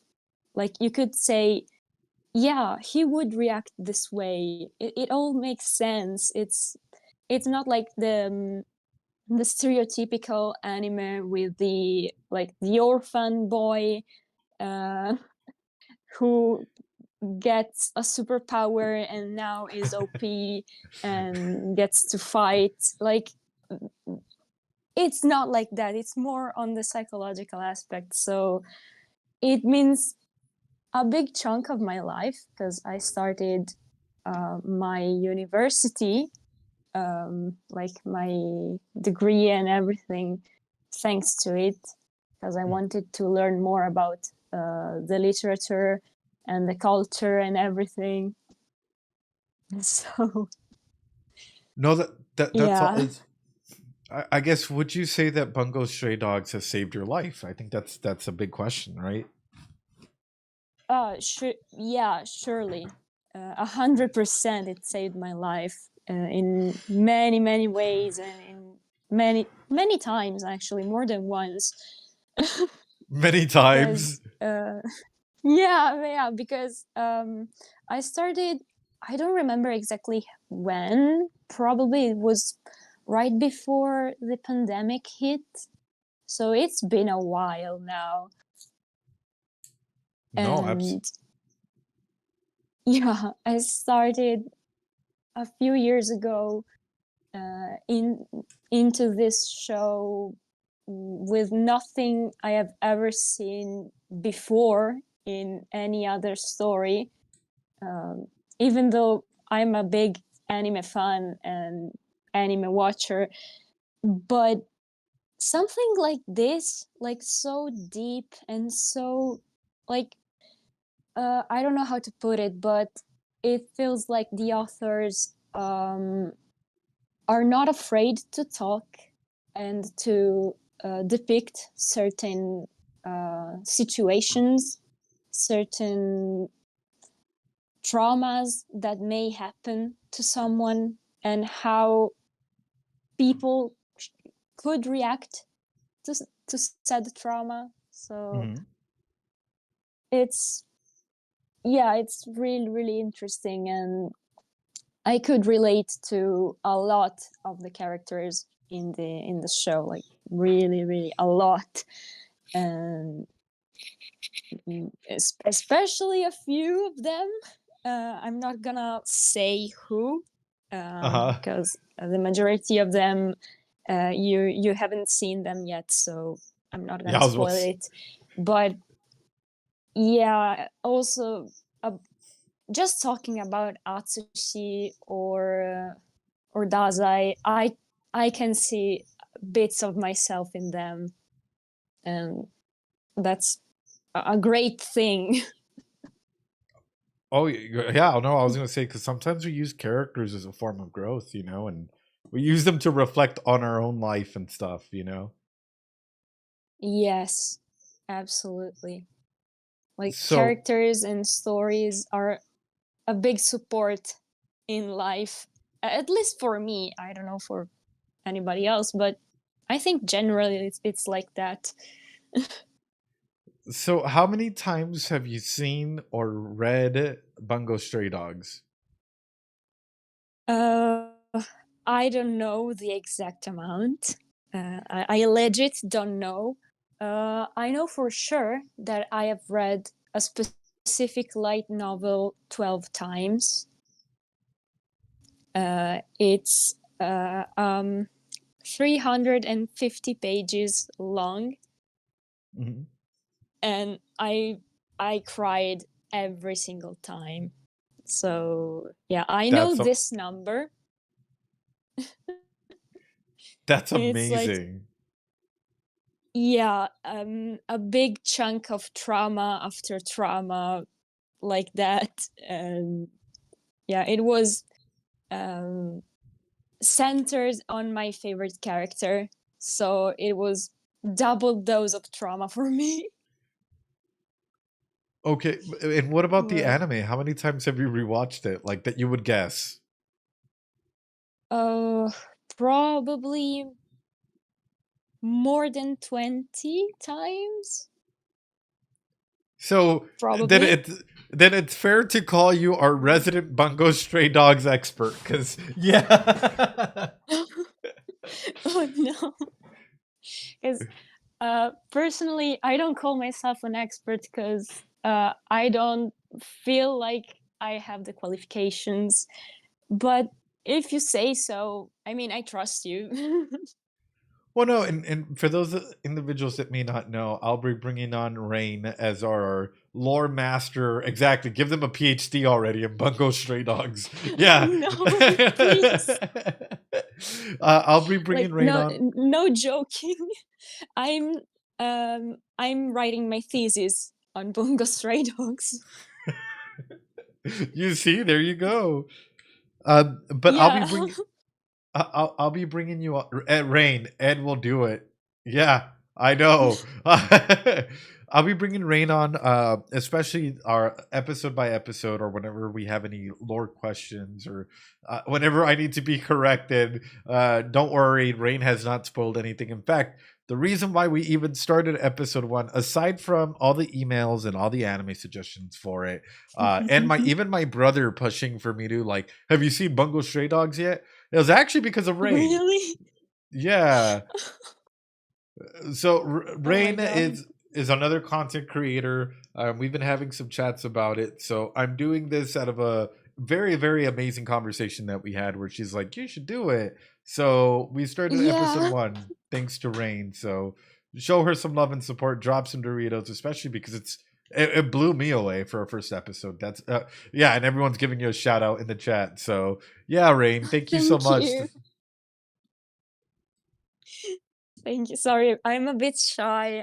I'm a bit socially awkward, but I'll do my best to answer everything I can, and yeah, just help in general if I can. Provide like analysis, theories. Thank you so much, guys. Uh, but Oh, yeah, it's just incredible because I remember the conversation we had like maybe a couple of days ago, um where I told you how I discovered you, and like the cycle that ends and begins and everything, because that's actually insane. yeah. Yeah. For those in like that are watching this video by the time this comes out, in case y'all don't know, I think I started streaming during the pandemic 2020 with ReZero as my first anime. And I haven't really stopped since, which is kind of a crazy like streak to keep going. But anyway, we've covered a lot of different anime, and Bungo Stray Dogs has led Rain to a lot of other anime as well, and along the Yes. way, our paths just intertwine, and Rain's an amazing content creator. Y'all should go check them out. So please make Thank sure you do you. so. So, and by the way, they're in Japan at the moment. So speak about living the Yep. dream. Yeah. Yep, I'm trying to live for now, but yeah, living also the dream. Exactly. But anyway, Rain, I just wanted to bring you on. Also, you said something about wanting to talk about the opening or ending, or to bring you up afterwards. So I was really curious about that. Um, just in general, like I really enjoy the openings and the endings of the series. Like especially, my favorite one is from the second season. So you'll have to wait a bit, Uh huh. but How yeah, many it's full of details. how many episodes Yeah. are how many episodes are in season 1? Season one is 12 episodes. Like all seasons are 12 episodes long. Then there's the OVA that it's only like one episode, and the movie who's like uh, an hour and a half, I think. Oh, it's not bad at all. So yeah, it's not like super long, but there's a lot of content outside the anime. So for example, light novels and spin-offs. And You're like, yeah, it's a whole world. the light novels, yeah. I mean, some of them are already have been adapted um, throughout the seasons. So, Mm. I mean, not in the best way, not in super accurately, but they did the job. So, like, the important things were there. That's what matters. But yeah, there's one in particular, or I would say three in particular, Mhm. that it would be perfect if you could check them out in some way, shape, or form, because they provide a lot of infos about the world building, the lore, more about the backstories of the characters. So I mean, it sounds super yeah, interesting. That's why I'm like, oh god, this feels like a full on. Well, I like that a full world has been established there, but I am curious as to like yeah. how this video is gonna do when it comes out. I'm not gonna lie, I'm really curious about the community and like hopefully it's people like it and people want us to continue doing the other episodes or seasons. I think that would be awesome. I hope so too, because yeah, it's like an addiction for me. So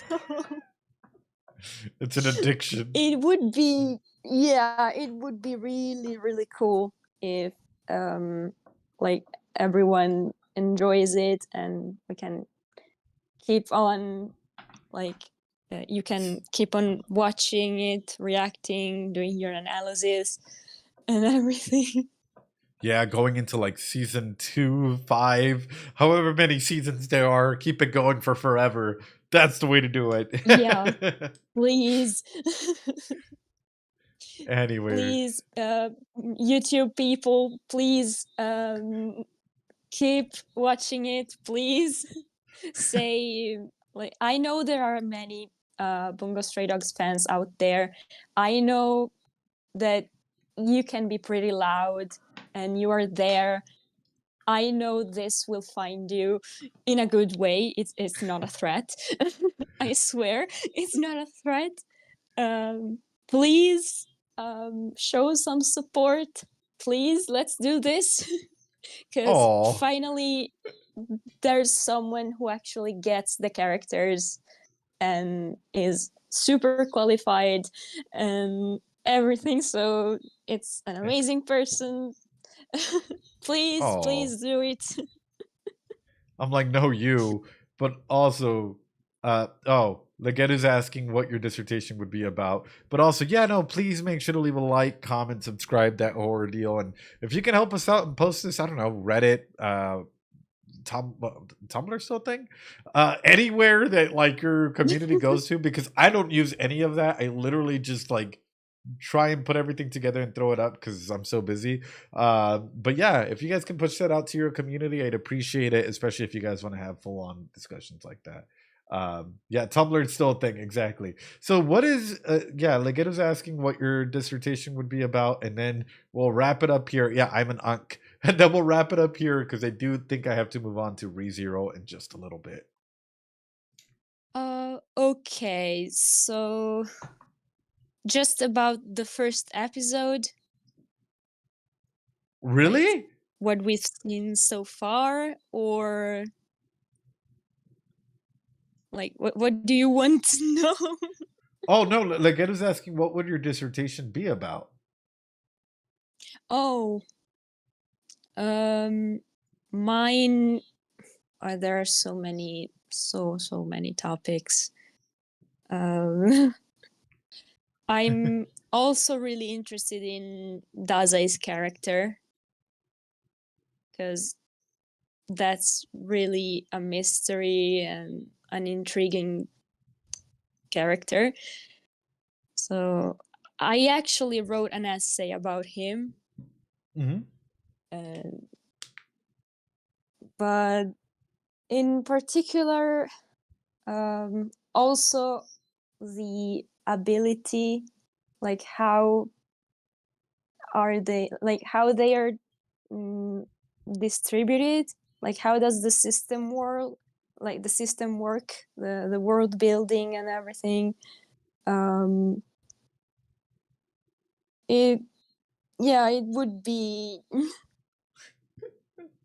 about this, but also just all the traumas that, like the representation of traumas in Bungo Stray Dogs, and how well it's portrayed, and how it's really really well done. Like I could see myself react exactly like certain characters, and I also could understand different reactions because everyone reacts in a different way, even if they have a similar trauma or the same one. So it's really interesting to see that, talk about that. No, yeah, that's amazing. I mean, for everyone, I feel like they've all gotten to know that. Like, hey, when I said that she is a Bungo Stray Dogs expert, this is what I mean. I mean, she's writing full-on essays, a thesis for it. I mean, yeah, I guess I am an expert. Yeah. That's amazing, Rain. Well, thank you so much for coming on. I hope you know I appreciate the living heck out of you. You're amazing. You're really talented, and thank you so much Thank you. for showing this anime to me. I think this is amazing. Oh, I have to thank you to like for everything, because you in the end decided to start it and watch it. So yeah, I really owe you, but for everything. And I also owe chat a lot.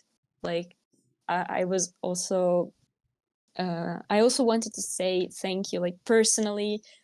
Thank you to everyone. Oh. Because yeah, it's really amazing, and this is an incredible opportunity for me just to yap and talk about my favorite thing.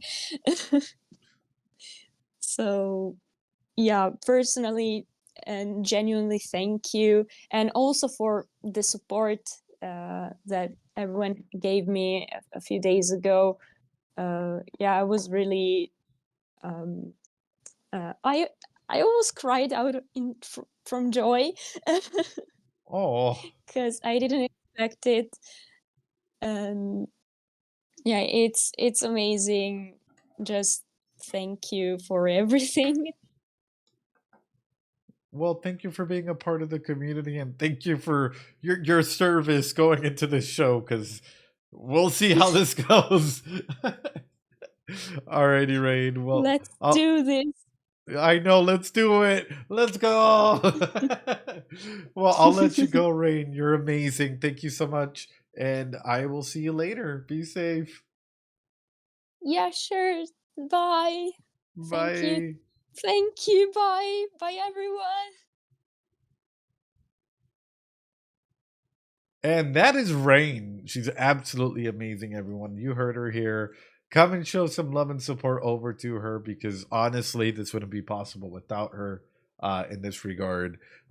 With that, though, please make sure to leave a like, comment, subscribe, that whole ordeal, especially if you guys like the deep analysis of this. I know, I get it. Some people might not like the fact that I stop and talk and analyze everything.